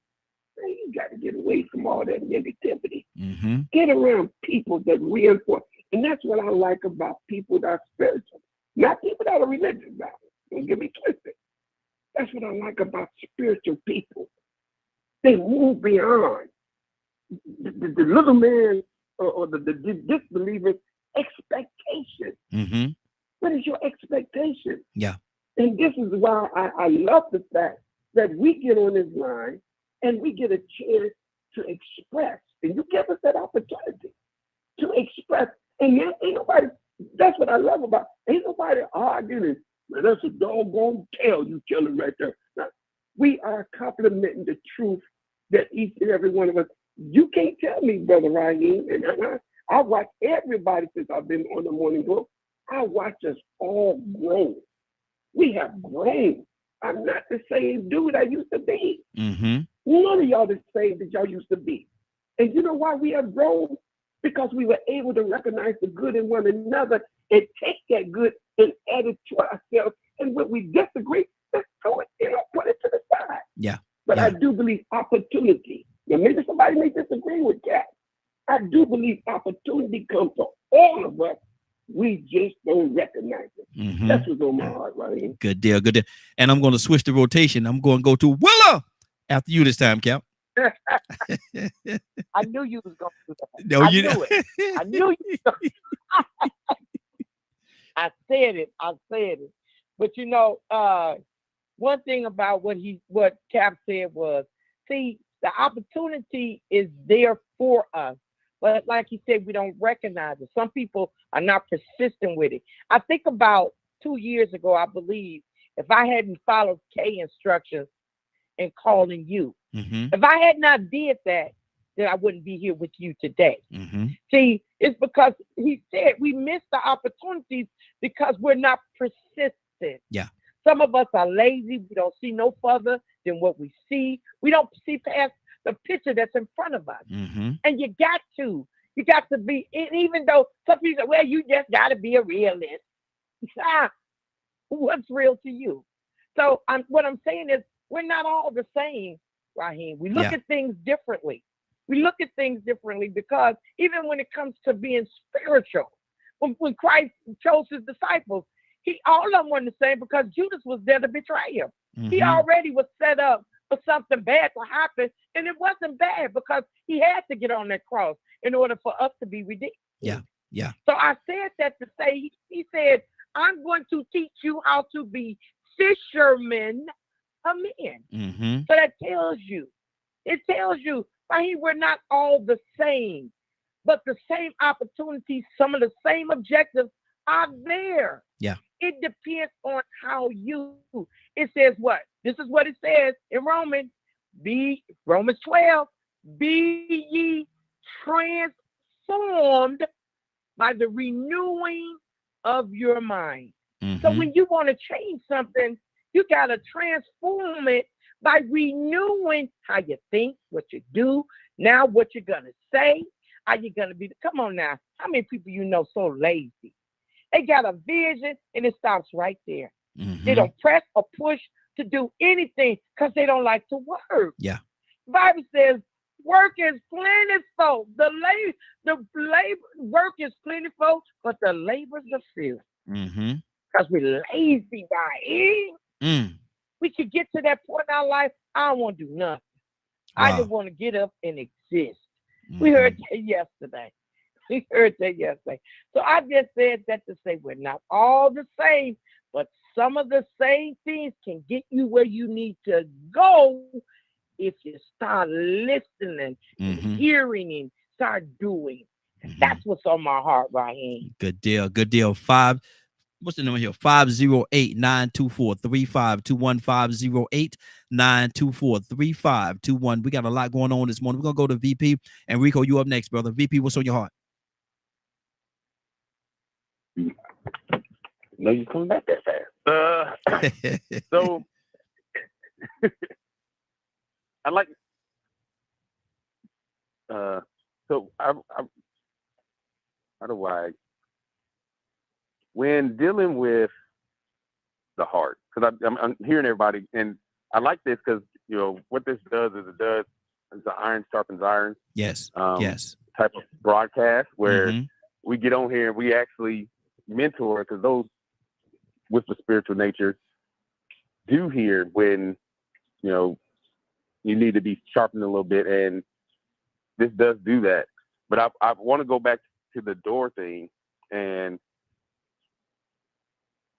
sometimes when life knocks you down and you don't feel like you can't keep getting up. And we wanted to not label the door opportunity. We can label it love. We just label the door. Doesn't look like you can get to it. It's one of those instances where we have to be that physical, because I think what happens is, with not attacking the church or nothing like that, but we get into the church and then we get to where we get in this holding pattern, like it talking about earlier, waiting for the Holy Spirit to move in us, but we need to move and show people physically, like a physical standpoint, that small changes, not big ones. Like we always want to have this grand outing to show that faith works, and I thought about for a long time I was gonna have a car, but no, you also have to put in the work So if you want a car, you need to get a job. And it may not be a high paying job. Yeah. But if your mind is always saying, I'm gonna get a car, you're gonna find another job, because now you have the skill set to help you get something bigger, to help you get a bigger paycheck. Then you're gonna start noticing, oh, people are just not gonna give me a car. I have to get my credit right. So then you're gonna start working on your credit. This is the same thing you do with your personality and how to get over the mindset of I can't have a better tomorrow. Because if I start small things today and it falls and fails, the small things still succeeded. LeBron James may not have won all the championships he's been to, but he's been to 11 finals. There's not many people who could say they've been to 11 finals. There's not many people who could say they've been to 19, 20 NBA All-Star games. Yeah. But if all we want to focus on is the championship, then everything else that he did doesn't make sense. So what the day before? I won't say his name, but I can hear his voice. It's a very distinct voice. But he was saying everybody on this earth has a purpose. Like my purpose, I know slowly but surely, good marriage or bad marriage, is to help people in their marriage. Because I like the truth. I'm a testimonial person. I have no problem exploiting myself. Because God, I feel safe and secure and peace of mind, like we were on yesterday, about who I am. So if I make a step forward today, and my marriage is what I thought it was going to be, but I made steps forward. I mean, I got rewarded the way I wanted to get rewarded, but I made steps forward. Now the next day, because of the steps forward I made yesterday, I don't know what's coming for tomorrow, but I guarantee tomorrow's probably going to be better than the day it is right now. Because the little steps that I put forward, the same, like, things don't grow out the ground if you don't put seed in it. Come on. You can't just stare at the ground and be like, well, I don't know why my plants ain't growing. Well, the seed is still on your packet on the counter. And That's see, insanity. Like Badger said, that's insanity. see what I'm hearing you saying is overcoming obstacles. Because that's what's in front of you. That's what's in front. Like, because when you use the Bible, people start judging you. You know what I'm saying? Like the walls of Jericho. They looked at that thing and said, I don't know what to do with that. He said, walk around it in 7 days and pray. And then they seen it fall before their eyes. That's faith. So ain't no way a physical building, I'm walking around this thing for 7 days. This is a big building. This is a lot of work. But once you do that and you have the faith and you see it fall, then what do? You just keep moving. You cannot go back to who you used to be. Yeah. It's hard. That's a hard thing. That's good. 508-924-3521. 508-924-3521. Why do you think people always harping on the negative? Let's put that question out there like that. Why do people harp on the negative? Rico, talk to me, brother. To me, just the fact that question even exists sort of let me know that sometimes when we even pretend or think we are and I'm going to say relate to other people, we really don't. When we really say that we care about other people, we really don't. Because to me, the question is, it ain't as complicated as we making it seem. And it's very simple, and sometimes you can be looking at it as negative, it's not a negative. I'm going to go back to the swimming pool incident, a swimming pool. A lot of people think about just buying a swimming pool, putting it in ground or above ground in their backyard, and they're just thinking about all the fun that's going to be involved. Now we ain't got to worry about going somewhere else swimming. Yeah, we got to do a little work. We got to change the chemicals and make sure the water don't turn green. Well, it's going to be fun. Then somebody come around and say, well, hey, you need to put fence up. Yep. Why we need to put up a fence? Man, they already coming trying to make us do something. They thinking negative. Why are you thinking negative? Somebody may come in your yard and jump in your pool and drown. Yep. You don't want to leave that vulnerable for somebody to take advantage of and come and make a mistake on your property. So, when I'm going to go back to that story that I gave. It wasn't about the fact that I saved the child. It was about the fact that I had that funny feeling and my energy wasn't right. I couldn't jump in and shuck and jive and enjoy the festivities like everybody else did. Because I started noticing little things and I'm like, man, look at these people. They like some sheep, man. They so caught up in themselves. that they ain't paying attention to the child. You know, if you ever seen your grown-ups get around each other and carry on and they act like children ain't around and they shedding and cussing and doing all the things that children shouldn't see. Mm-hmm. I was mindful of the fact that there was a child there, but everybody was caught up in the festivity. So I didn't fit in. I was sort of standoffish because I had this premonition, and I also seen how distracted they were at the celebrity in the room, which was my cousin. I was like, man, it's funny how people get to acting when a celebrity come around. They start idolizing. Look at this girl. She ain't even paying attention to her son. She ready to put him down and get rid of him. She wish he wouldn't hear. You could tell she didn't want to be bothered with him. He was a hassle. I don't like the way this looked, man. So I was already feeling uncomfortable. So I just happened to see that premonition and realize the vulnerability and the risk that was at play because his own mama wasn't paying enough attention to him. And it played out exactly the way that it did. So, I mean, that was the point in the fact that everybody was looking at me at first like, man, what's wrong with you? You okay? What's wrong? You okay? I wouldn't drink nothing. I just didn't feel comfortable letting my hair down like the rest of them and then not paying attention to this child. But see, I'll do that any time. You get together for Christmas parties or whatever, and the children are around. If the adults in the house drinking and smoking and partying and dancing, I'm outside with the kids making sure ain't nobody being managed or being taken advantage of or being kidnapped because children are vulnerable. But see, I listen to people talk, man. But I'm going to tell you something about this flesh. This flesh has gone through a lot of experiences. Yeah. And it has a lot of memories of those experiences. And I think religion is in place because it took somebody like Jesus to come down and say, hey, let me vouch for these human beings. They need a second chance. So, whoa, man, that chaos and that confusion down there on that planet they living on, it is having a terrible effect on that flesh. Those people going through some experiences that they might need a second chance to get into the heaven. Oh, man, they got a lot of influences going on down there. But see, I think Jesus came around. Even the example we should be receiving from Jesus or Noah is being our brother's keeper. I can't imagine Jesus walking around saving people, performing miracles, and then somebody come up negative and say, well, I still don't believe. What, man, you know what? You're still negative. They're gone. I don't even want you to walk with us. He said, why don't you believe? What's going on? What's your trauma? What's your problem? But see, we're talking about opportunities. I've seen people that had opportunities, and when they took them opportunities, the doors were slammed in their faces. I bring up the little girl that had to help put her brother and sister in the freezer. She had an opportunity to tell her mother's sister, my mama just knocked my tooth out. No, I don't like this.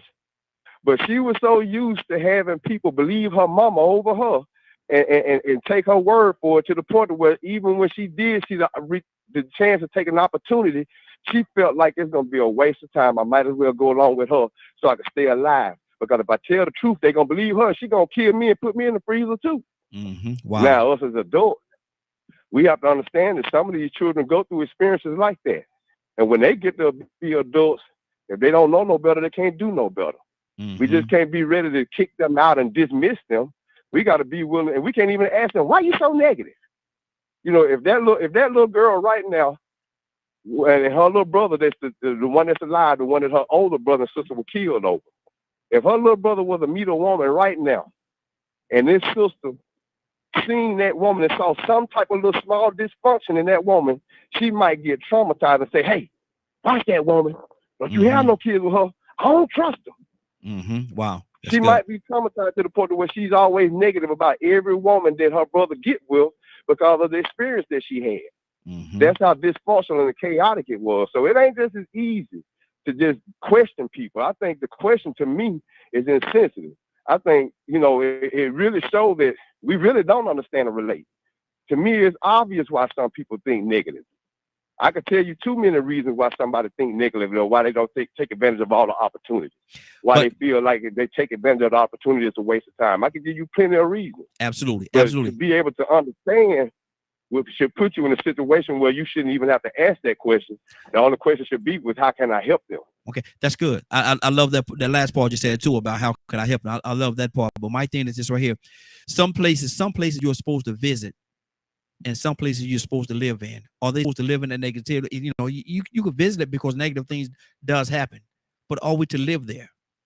Or we can't. They lived in it, that's all they know. Yeah. They lived in it from 0 to 18, or till mama went to prison, till the bodies were discovered. That's all they know. I'm to not the point talking. where they No, even when no, they no, did no. see some opportunity, they was Rico. afraid that it wasn't gonna work out But because Rico, they I'm not always talking about that believed her mother. situation. I'm not talking about that particular situation right there. I understand that situation. That's a very traumatic situation. I understand that. And I'm not speaking on that part. I'm talking about as a holistically, are we supposed to live in the negativity, or are we supposed to try to find a way out to get out of that thing, and so we can actually experience some of the positive things? I'm certainly not talking about that situation. Certainly not at all.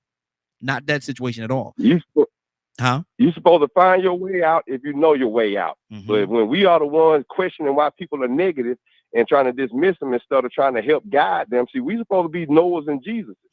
We ain't supposed to be dismissing them and questioning why they like that. Like I said, we supposed to be asking how we can help them, because it's obvious in this experience, this life, that people are going to have different experiences that will traumatize them like that. And everybody didn't have the opportunity, or maybe they didn't know how to get to the opportunity. Maybe they didn't have confidence. Okay. So we all are supposed to reinforce. Okay. Hold right there, Rico. I got to pull some more people into the conversation. And I'm not saying that you're wrong, but my thing is this right here. Like I said in the earlier part of the conversation we was having, and I say, look here, I will get with that person that's in that situation. If I could take them out to dinner or something like that, sit them down and have a conversation with them. That's providing, like Badger has said, that may be providing that door that they need. Just sitting down, having a dinner, lunch, or dinner with them, having a conversation and talking to them, having that dialogue with them, creating that door or that opportunity, like it was addressed earlier, to get them out of that situation. Ryan, what's on your heart, brother? Ryan, you there? Oh Lord, I almost hit the leave button. Go ahead, man. What's on your heart?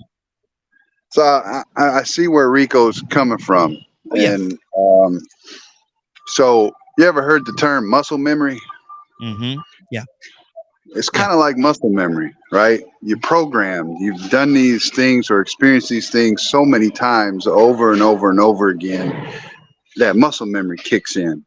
And that's all you know. That's the only way you can deal with things. And you feel like any opportunity that's presented to you, and I've been there myself in the past, where I know there's an opportunity here, but no, we ain't finna. We're not going to explore that because somebody's going to say something, or someone's going to do something, or a door's going to get shut in my face, and I'll be back to square one. And it's taken me a long time, 43 years now, 41, to find this spot where I'm at right this moment. I was presented with an opportunity, and someone else tried to shut that door in my face when I came to this job. The boss that was here, told the guy that hired me, don't hire that guy, because she didn't like the way I looked. Wow. And he said, are you crazy? This guy has everything that we need. I'm hiring him anyway. He went against his boss and opened that door for me. And then when it was time for me to come up for my first promotion, same scenario. No, we're not promoting him. Yes, we are. Sometimes it takes a third party to take care of that situation for you. And you may not even be able to acknowledge the good yourself, right? It's still a scenario where your muscle memory kicks in. And even if you want to call it something else, but that muscle memory kicks in, you're like, nope, all right, fine. I'm just going to deal with it and suck it up and move on and be in my negative realm. But then that third party, unbeknownst to you, will step in and handle that scenario for you. And it's crazy, how life works sometimes for certain people. And you just don't even know it. So I think Rico is onto something, and I get where he's coming from, but I get where you're coming from too, because if you're always dwelling in the negative, you're setting yourself up for that muscle memory, right? Exactly. And you gotta, at some point in your life, regardless of what the scenario is, I think we as human beings need to find some way to find a positive somewhere in our lives, or we're going to destroy ourselves. And look at the populace as a whole. We're starting to destroy ourselves because of all this negativity going on us, around us, going all around us all the time. There's always something negative. For one positive news story, there's like 30 negative ones. And people tend to focus on the negative, and it's destroying us as a people. Absolutely. Absolutely. 508-924-3521. 508-924-3521. Captain Leonard, talk to me, brother. What's on your heart? Just chiming back in. I had to go run a little errand or what have you. But is the conversation still where it was before? Yes, yes. And we're talking about Ryan just brought in the muscle memory. A lot of times people get caught up because that's what they're used to. And Rico was saying, you know, how well you heard what they were saying. But my thing is, what is your take on it? Well, I don't have a take on it when you say it like that. I believe in faith and hope. Do you think that a person that's constantly in that negative position in their life, dealing with the negative energies in their life, do you think it's because of a lack of faith? Well, I know that there's probably very little faith there. Because one, you have to take into consideration all of the insincerity you have added to where your life is at today. All the little nasty things you've done to people. That's where a lot of this comes from. Because everyone wants to always place the blame on. Sure, you can have bad situations and accidents and anything can happen. What you doing now? What you gonna do tomorrow? You know, there's nothing worse than burying the dead and you walk around here dead. Wow. Think about it. What do you want? What's the desired outcome? Where you trying to go?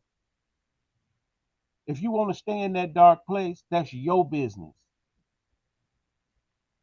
Ain't nobody gonna sit around here and drag you out of a dark place if that's where you choose to be. You can come out here and enjoy life with everybody else, despite all the hurt, the pain, the suffering, and the shame involved. But what are you doing to make your life better? And you can tell me all you can tell me is what has happened. That's all you can tell me. Yeah, I know that happened. Guess what? Yeah. Yeah. My mother died and she's gonna always be dead until she show back up. You think I'm gonna sit around and worry about it? Losing good friends every day. Just found out one of the elders of my village died in a house fire. But she wouldn't want me to ruin my life because of it. And I'm so glad and so blessed that I was not raised around some of the people that you all talk about. These places where you were at, where there was no hope, nothing was right, and no light. I don't know places like that. Wow. I know about people not walking towards that light. I know about people refusing to accept reality. I know about people that just want to sit and wallow in pity.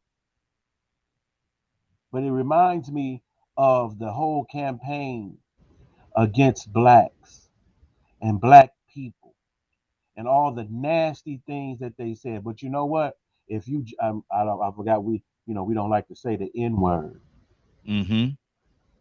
But if that's all you are to yourself, that's all you'll ever be. Wow. You'll always be what they say you are. Because you won't take control of your own life. You know, you talk about, well, let's not talk about it. We can talk about it, but where are we going? People suffocate and need air. So what are you talking about? How can you don't even let the words you believe in God come out your mouth if you have no faith and have no hope. That's what it's all about. Good so deal. no, I can't sit and hold your hand and we both sitting in here suffering. There's an old saying, the man that chases two rabbits don't catch neither one of them. Hold right there. Let's keep something. Exactly. Stay right there for a second. Let me go to Cassandra. Cassandra, what's on your heart, sis? Talk to me. Cassandra? Good morning. I'm sorry. I'm sorry. I don't know where we are in the conversation. Listen, I want to say this, that I've spoken. I'm down with some of the families, and they are willing to come on tomorrow if you like, Raheem. Several of them will come on and talk about their stories about the loss of their loved ones. If you guys are interested. Absolutely, absolutely. Set it up. Set up the time and everything. We'll get them if they want to come on the video. We'll actually send them the link, or they could just call in. Absolutely, we're dedicated. Okay. We're dedicated to that tomorrow. So so I'll be setting up with some of them for that. Tell me where we are, and I'll make a comment, and then move on. We're talking about people that and Leonard said something. He said he don't want to, and I'm paraphrasing here a little bit. He said it doesn't make sense for him to go and sit in the room with somebody that's mourning or that's down or depressed or whatever the case, and hold their hand when he could go out there and make a difference in the community for him and that person. So what do you think about people that live in a place of negativity? How do you get them out of it? See, I don't, if a person is mourning, I don't look at that. I look at that differently than somebody that's just negative all the time. Everyone mourns differently. Anybody you can say, everybody mourns differently. Mm-hmm. You may be able to get up and function the day after your child has been killed or whatever, but someone else, it may take them time. You know what I'm saying? They may have to lay in bed for several months before they can even get up and try to function. You understand what I'm saying? Mm-hmm. And I'm talking about this from a counseling that I never tell people how to mourn. I tell them don't get stuck. Yeah. You don't want them to get stuck, but you have to try to walk them through that and not judge them. Mm-hmm. So yes, I'll hold your hand if that's what you need for this time. You understand what I'm saying? And then we can move forward from there. But no one mourns the same. Everyone mourns their loved ones differently. So you have to give people that space to mourn. Mm-hmm. And Leonard said, and it's not being negative. Okay. That's not being negative. That's not being negative. And Leonard said I butchered his synopsis as to what he said. Make it clear to her, Leonard. Give it the quick version. You mentioned to me something else when you talking to what Miss Cassandra is talking about. Mm-hmm. Clean it up for me. Mourning is related to death and grief. Mm-hmm. Mm-hmm. You're going to do that. Mm-hmm. But don't do it forever. Okay. Because I can honestly tell you, if you don't get out of that place, it's going to corrupt you. Mm-hmm. You're going to start acting out. You're going to start making it worse. If the person, like say for instance, I had the privilege of being with my mother through her transition. Mm-hmm. But she was just as spirited on that day as any other day. I was bringing her flowers one moment, 15 minutes later, she was taking her last breath. Wow. I can't stay in that place because that place is not for me.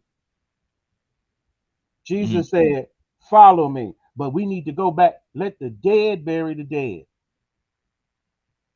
Mm-hmm. But at some point, you must move. You must move. It lets people know that life is still there. It lets you know that life is still there. Working with these people who have come through all these tragedies, it's the work that they do so that their loved one's life or loss of life wasn't in vain. Mm-hmm. Good deal. Good deal. Rico, you say you have a question? Oh. I think he hit the wrong button. Badger, what's on your heart, brother? Rico? He's back. You're muted, Rico. Rico, can't hear you, brother. Okay. All right. Go ahead, Badger. You're down there talking backwards. Yeah, I know, right? Talking like Yoda. I know, right? You know, I was thinking about some of the stories that Rico shares quite frequently. And even about, that kid.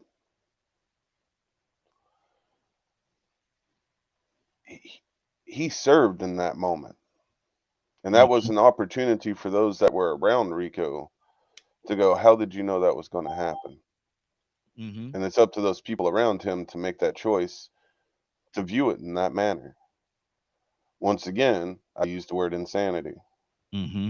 Expecting a different outcome by staying in the same mindset. It doesn't work. You have to learn to grow. And that is not a common thing in this society. But there are people, at least one human being around each one of us, that have some idea about what growth is. However, we as an individual need to be open to that growth.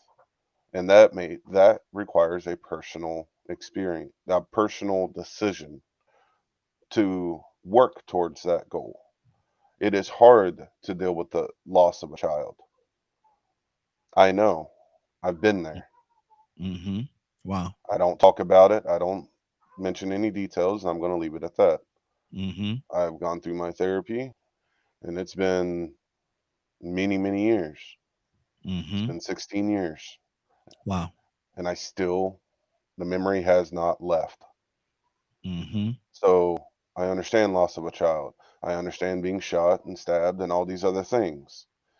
So once again, you can throw out all of the things possible. Trauma is not easy.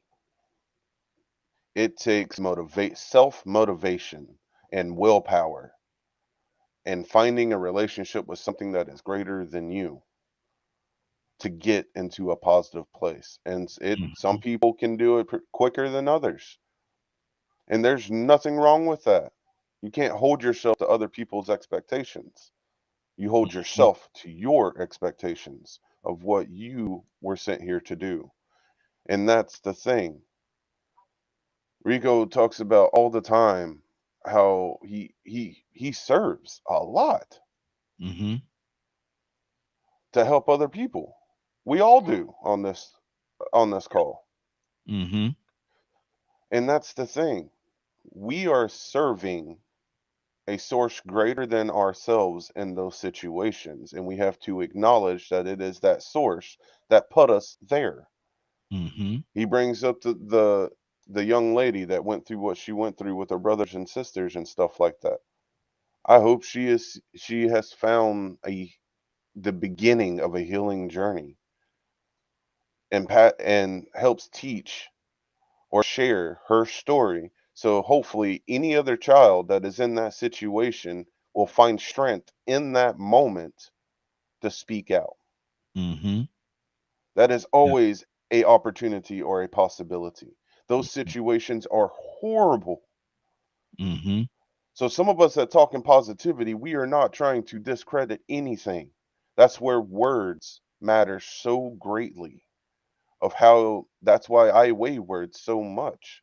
Is because I'm not trying to offend anyone. I acknowledge that every human being on this planet experiences something to some degree, be it the worst that you can imagine to the best that you can imagine, and everything in between. And that's the thing about being a human being in an existence of being a spiritual being inside of a human body. That's good. That's good. That's good. 508-924-3521. 508-924-3521. Give us a call. We'd love to have your input as to what we're talking about. Rico, I got you on the phone line, brother. What's on your heart? Yeah, I think this sort of relates to doubt too, and I like what Ryan was saying. He was speaking about being an advocate.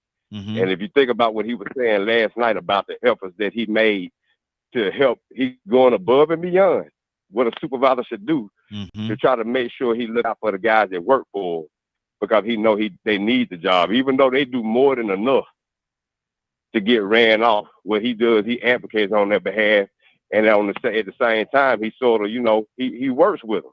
He has that compassion that's needed.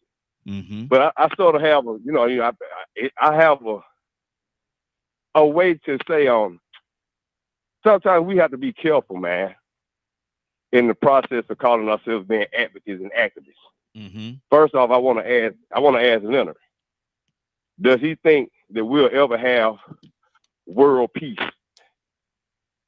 even in our lifetime? Leonard? I think some of us have it now. Some of us actually have it now. But I do understand the concept of war and why people do have disagreements. And as long as these disagreeable people have the power to be at war, they will be. But this will not be so on the new earth. So currently, there's no hope for world peace. No, it's not that there's no hope for world peace, because us, our Christians, have been given our peace, and it is in Christ Jesus. I don't know what the world is going to do. I don't know what the world is going to do. Everybody else too. A question you can ask everybody else too, because I noticed when he said that if you don't have hope, you should stop believing in God. I don't want to, misquote him, but it was something to the extent that, well, it might have come out negative to somebody that doesn't have hope. They're still depending on God, but it's a fight, it's a struggle, because we always a work in progress.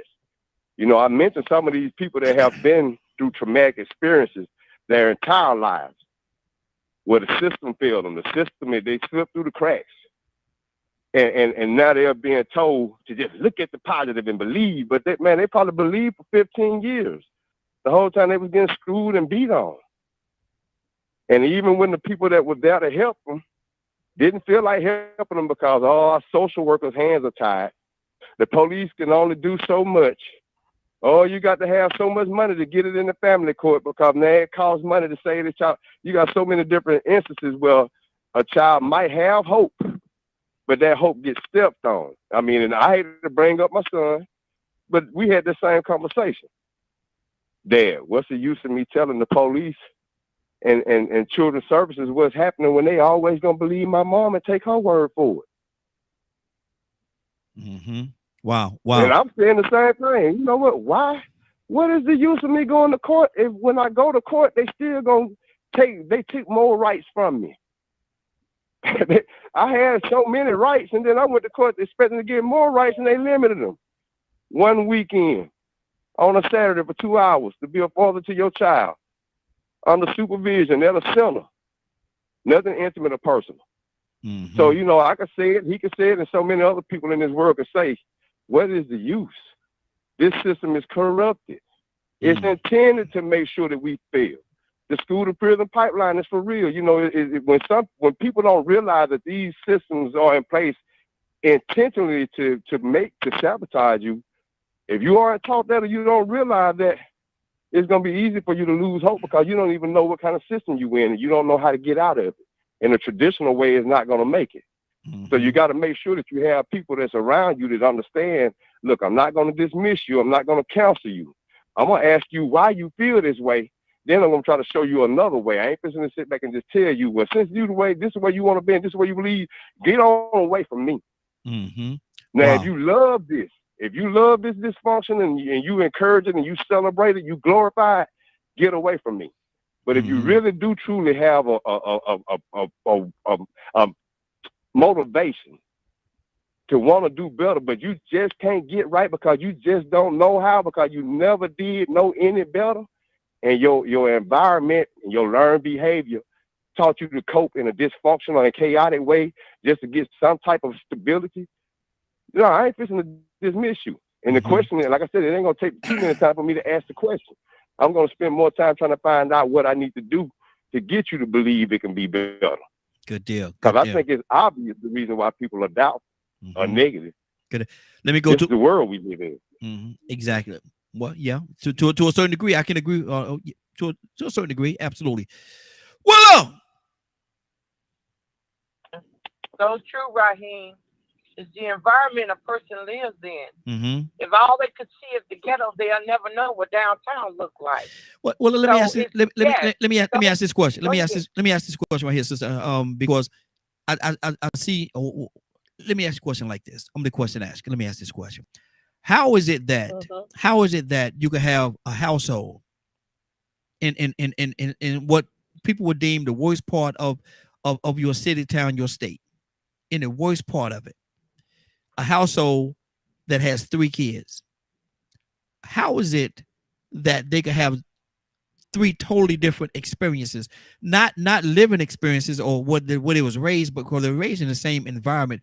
But one could go on to be a doctor, one could go on and get addicted to drugs, and one could be right there caught in the middle or whatever. How could you have 3 different people growing up in the same household with the same experiences, but yet they have totally different outcomes with where they end up in their life? Because they all 3 have 3 different personalities. Exactly. They all 3 have something that's customized by each one of them that has one in the other that may not have in one. Mm-hmm. Like I have 3 children, and I know that 2 of them are gonna do fine, Mm-hmm. but one of them I literally had to babysit because of the anger. He had an anger problem. He needed anger management. Mm-hmm. I sent him to anger management about 3-4 times, but he would always tell the doctor, y'all don't know what you're talking about, walk out. So I loved them the same, but I had to treat them differently. Mm-hmm. So I knew that my children were different in their personalities. You know, he had the situation kind of like what Rico had, where he was going to court for child support, and they would let him have a supervised visit for 2 hours to see his daughter he hadn't seen in 5 years. Mm-hmm. So until she got used to him, and he just kind of gave up. But his daughter said to him, "Dad, please don't give up on me. Go back to court." Mm-hmm. So it's certain things in your life, in your environment, that push those things out of you that shouldn't be there. So Okay. those are different things about the children that you have, when you have multiple children, their personalities, right here. Mm-hmm. Mm-hmm. And that's what's on my heart. Okay, and that's good. I can certainly accept that. But my thing is, the reason why I wanted to give that scenario is we talking about opportunity and the doors and different things of that nature. If they all came from the same place, I was gonna say use another terminology, but if they all came from the same place, same space, same environment, same everything, dealing with the same mother or father both of them in the household, but dealing with the same individual. Opportunity. We talk about opportunity. Some, Yeah. you know, some grow up. One of them see 3 seeds, plant 3 seeds. One of them grow and produce all kind of vegetables. One of them grow but don't produce a lot of vegetables. They grow but they don't produce a lot of vegetables. The third one would wither away and just die. They're planted in the same soil. Zamar, what do you say to that? Mhm.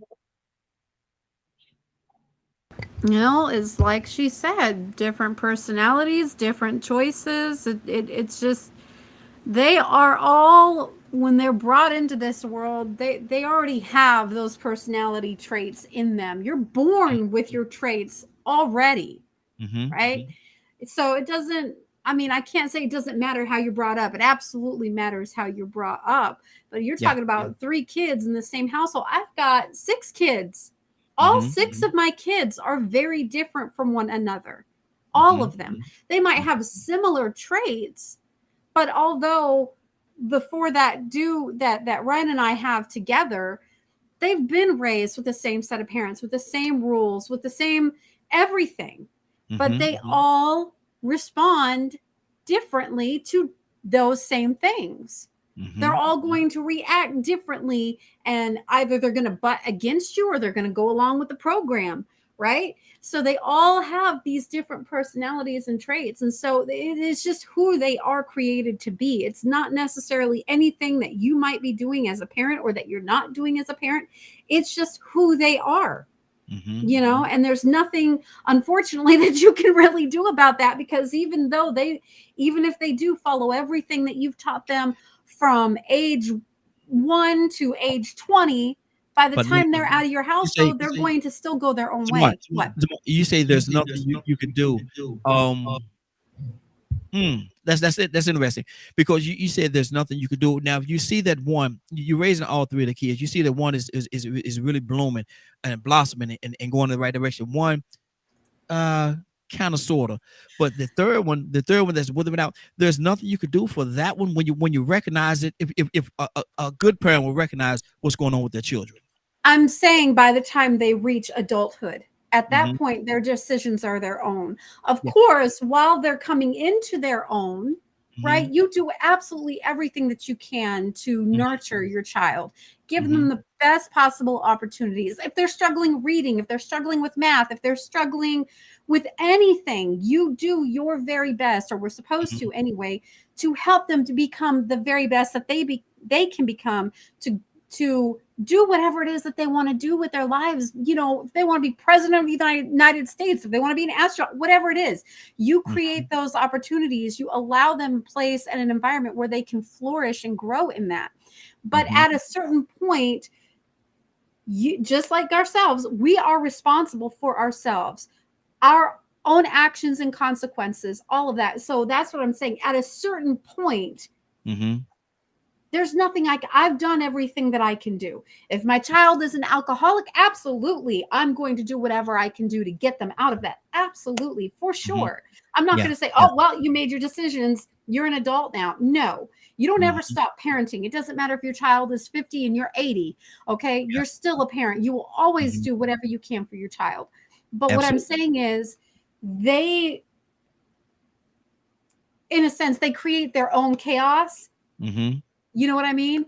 And Yeah. they're going to do what they're going to do. Like we've talked about my 19-year-old. My 19-year-old made the decision against our wishes, against what we wanted, for her to leave home because she didn't Mhm. like the way things were here. Okay, go figure it out then. You think you're grown. There's Mhm. nothing more we can do. Yeah. She's Yeah. at that age now, right?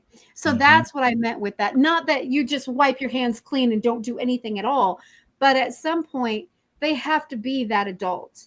Mhm. And they're making those decisions for themselves in spite of the way that they've been brought up. So, and that's a hard thing. That's really tough as a parent to watch that happen with your kid Mhm. because they don't want to listen anymore. Because I'm an adult now. I don't have to listen to what you're saying. Yeah. Yeah. Wow. So, Wow. That's good. Raheem, Yes. if we could one day, I don't talk, about people personal issues, so to speak, but if we could have a show with men going through the issues that Rico is going Mhm. through. Yeah. Yeah. We can definitely do that. Part of my prayer is always forgive me for the sins I've committed knowingly and unknowingly. Bless me to be a better father, husband, brother, and friend. Mhm. We have to first come to grips and admit that some of us are in these situations because of what we have done Mhm. and the mistakes that we have made.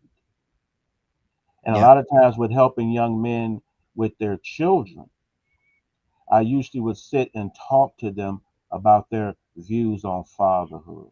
Mhm. And Leonard, that's one of the reasons why I love the broadcast we did last night with Real Men Being Men, where we talked about what is a man.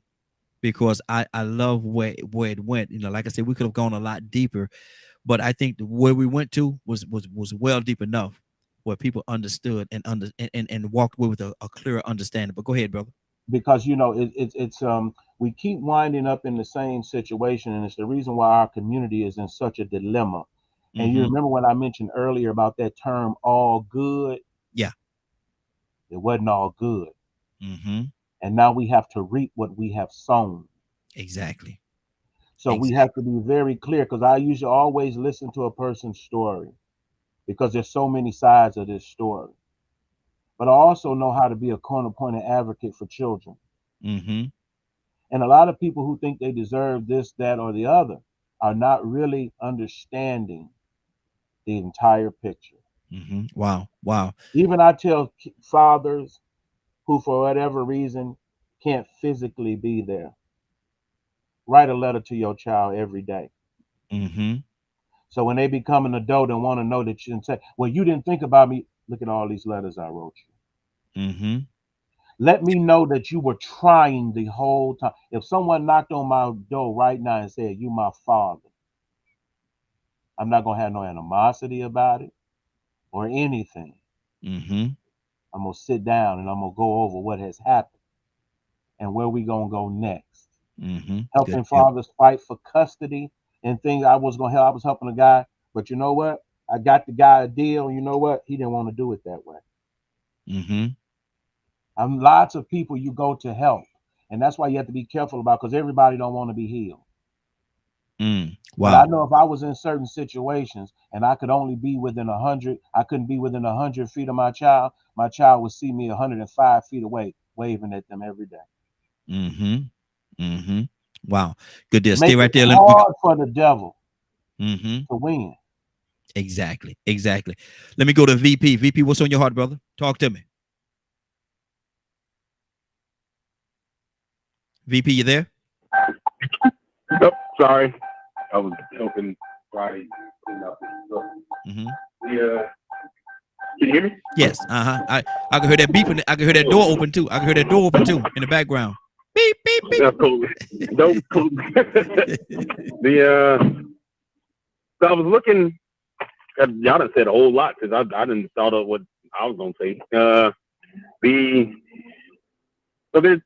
We were talking about at one point people's position or helping them when they're in a time of need, not just a mourning phase, but just in general. It made me really think back to, or really realize what I think Miss Cassandra had said earlier when she was like, there was 12 different disciples. So sometimes I think we have this as people today being taught to be a certain way, or colonization of our mindset. We forget that each one of us has a different purpose that's fitting. So, like, for example, Rico was saying that he had got a premonition that something wasn't right about this day. That is Rico's purpose. Like, we're overthinking for that day, not in general for the rest of his life, but his purpose for that day is, you know what, I'm gonna be at this party, or I'm gonna be at this spot, because I have an observational mindset to not to be so caught up in this world or be of this world that I can save those who are in this world. That type of thing. Or I believe in Miss Cassandra, correct me if I'm wrong though, that in Ohio doing the footwork that a lot of us get mad over on social media. People are built to a different caliber to withstand different things, but you need those type of people in your life. It made me think of the scripture. Like I go to scriptures and put myself against them. But in the book of Acts, when the guy was sitting by the beautiful gate and Peter and John walked past him and they looked at him, he didn't have, he was expecting a handout, but they seen something in him that said, you know what, I got to say something to him about this. You are that type of person who allows other people to get on. You may not have the silver and gold to make us get out of the way, but you'll put your hand out and help us get up. And then you put people like Captain Leonard in front of us. You put the Praying Willow in front of us. And you got Badger with one of the biggest hearts, because they have to be able to see, regardless of what they've been through, there is always a better silver lining on the other side. Just reach your hand out and we'll help you lift. Doesn't mean we're going to take you all the way through, but we can help and show you some of the matters that's going to help you get over this negativity or get over these strongholds that's keeping you in a position where you don't feel like you can move forward, or you don't feel like your mindset can take it, or you don't feel like you have what it takes to continue to pursue the purpose that God has put on this earth for you to do. Because every time that you try to do it in the will that you have, it seems not to be going in the right way. For some reason, it looks like through the eyes of your eyes, it looks like everybody else has succeeded. And then that keeps you in this failure mindset of like I was saying earlier, my personal reality is now shaping my personality. And now I sit in funk. Now I sit in denial. Now I sit wondering why I can't get no better than who I am. Because all I do is think this is who I am, because I created a personality. Because you will start to shift your world to fit your personality. Yeah. So if I, excuse my language, I'm a whoremonger, I'm gonna shift my personality, my personal reality to fit the personality to be a whoremonger, to pick whores. You know what I'm saying? Or if I'm going to rob people, then I'm going to start shifting my reality to be that person who only wants to rob people. And that could be of their time. That don't have to be of their money. That could be of their life, their love. So it's getting out of, or being able to take that hand from somebody who you may not think is supposed to be there or supposed to give you what you're looking for, and have an understanding that once I'm on my feet, it's on me to move step by step. I can't have them push me all the way. Like Christ came to the gate and he was like, get up and walk away. That's a whole different That's a whole different person Mm-hmm. than the one who can just put their hand out and help you be healed. Wow, that's good. That's good. Man, we covered a lot today. Let me go to Cap. Are you back with us, Cap?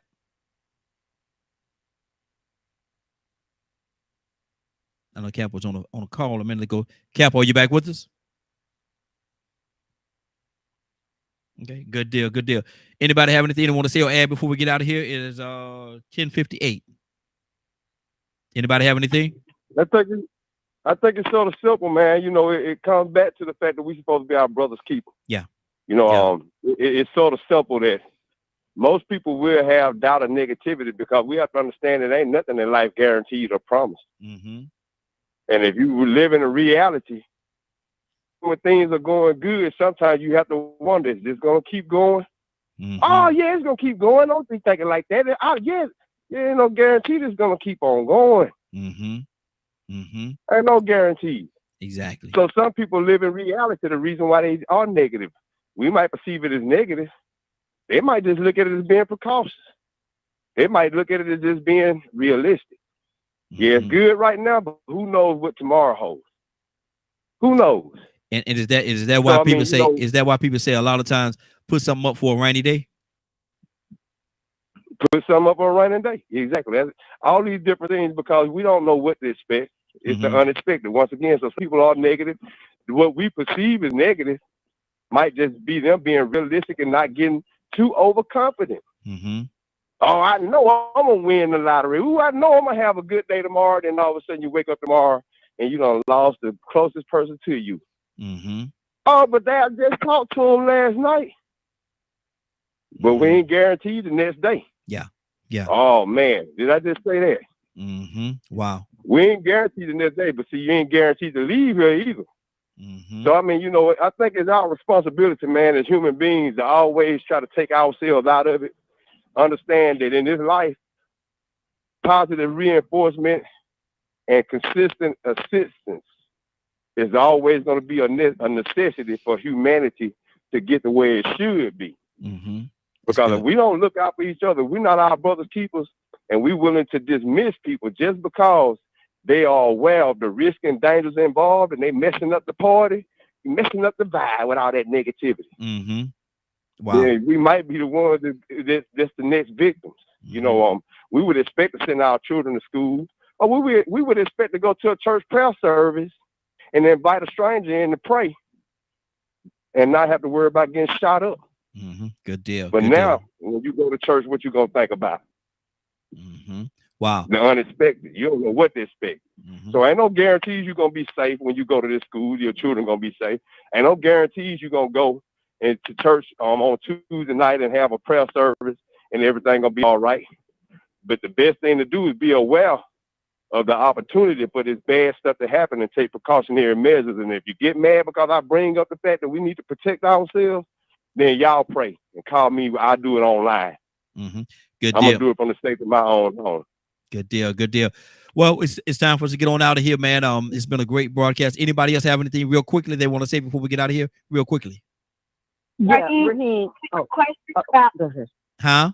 Oh, sorry. To your question about how multiple children coming out of the same environment, households are different. I would say it's easy, and it applies to anything, but in the household, it's easy to tear down. It's hard to build up. Mm-hmm. Wow. So if you discipline all the same to give them that same, you might be tearing one of them down in a way that takes a lot longer to build up than the other. That's good. That's good. Cassandra? Yeah, I wanted to piggyback. BP, that was Willa that made the statement about the disciples, but it was right on target. And we have to remember, like Rico said, positive reinforcement is sometimes what we need to give to people. And we just got to remember that we're all different. Mm-hmm. We're all different. We handle things differently, and give space for people to be who they are. We can't sometimes reshape people into who we want them to be. We need to accept them for who they are, and the shortcomings, that is what we need to work on to help the person. Mm-hmm. Good deal. Anybody else? Good deal. Raheem, I sent you a notice in Messenger. Sometimes we Okay. just want more for others. Sometimes we want more for others than they want for themselves. So when they're not receiving it, then that's when you got to back off and then put them in God's hand, because that's when that prayer comes in. God, help me to accept those things that I can't change, but help me to change the things that I can, and then know the difference between the two. Absolutely. Absolutely. Good deal. Good deal. Anybody else? I'm going to go to Rico for 3 o'clock. Anybody else have anything real quickly? Make sure you share that Motel to Home program that I sent you, Raheem. Mm-hmm. And it's for the city of Atlanta, Cobb, Gwinnett, Fulton, DeKalb, Clayton, Cherokee, Rockdale, Henry, Fayette, and Douglas. Okay. And it's a program that's directed to try to help people who may be in situations where they're homeless right now. And it's called the Motel to Home program. So if you put that out on your web pages and y'all share that with people that may, can get some help from this program. I'm trying to get a link from Atlanta so I can actually share it right here, but I don't see a link that I could share. Okay. I'll try another way. Okay, good deal, good deal. Yeah, get it to me. That way I want to be able to share it here as well. So everybody be able to go right here and click on it and be able to have it. All right, Rico, what's going on today at 3 o'clock, sir?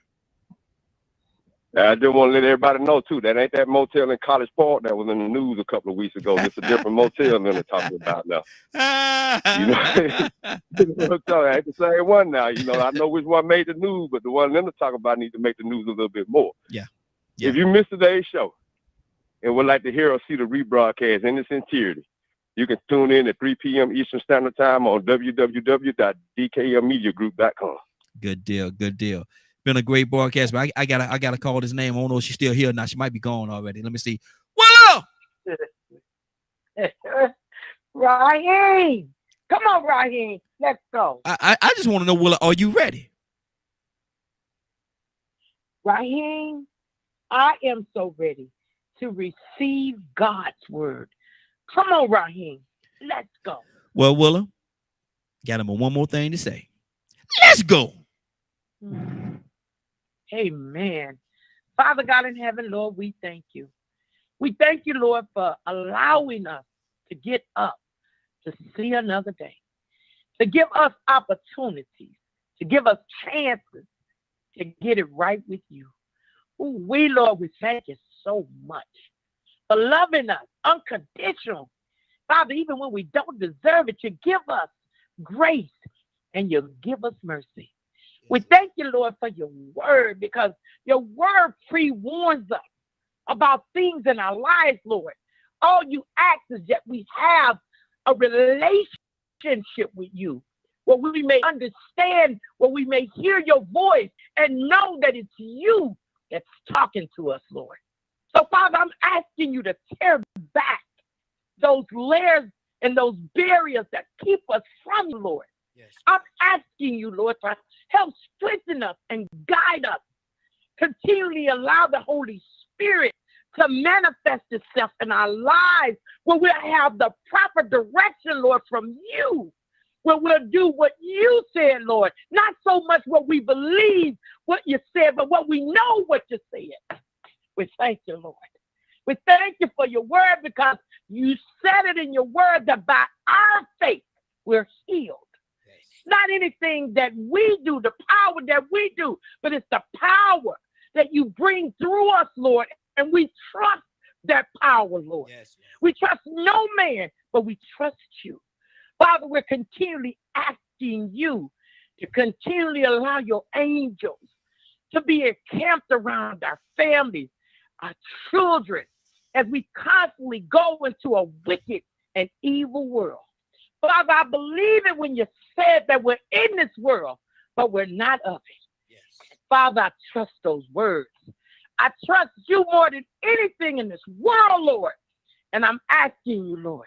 Father, I believe that you are my Alpha and my Omega.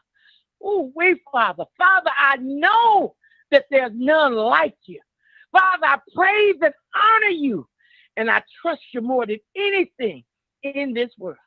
I'm asking you, Lord, to touch each and every last one that's on this land, Lord. whatever their struggle is, whatever they're going through, Lord. Father, I already believe you know it because you said that you're omnipresent, all-knowing, and all-powerful. So I'm asking you, Lord, whatever it is that they're going through, maybe they didn't even ask for prayer, but I'm praying for them, Lord, because I want them to come back with a praise report saying that they knew there could only be a God like you that was able to do it in their lives, Lord. So I'm asking you, Lord, to show up and let them know that miracles still exist today because of you. Because you live, we can face tomorrow. Thank you, Lord, for the morning glow. Thank you for Raheem and his family. Father, we thank you and honor you and praise you this morning in your Son, Christ Jesus' name. Amen, amen, and amen. Thank you, Lord. Hallelujah. Amen. See that right there is why VP, he said praying Willa. He said praying, we call her praying Willa. He said, and for praying Willa. I heard when you said that, VP. I heard you, brother. But listen, it's been a great broadcast. I want to thank everybody for joining us. And more than that, I want to thank you for allowing DKM Media Group and Associates and the Morning Glow for being a part of your morning. It is now 10:09. You're about to exit the Morning Glow. But before you go, I want you to do me two favors, if you will. One, I want you to continue to pray for us because we are certainly praying for each and every one of you. Number two, why this is real simple, I want you to go out there, find somebody and give them a hug because you never know. It could be the only hug that they get, or it could very well be their last. Love you, and ain't nothing you could do about it. Have a great day and a better tomorrow. Now we shine some of this light of you from the Morning Glow.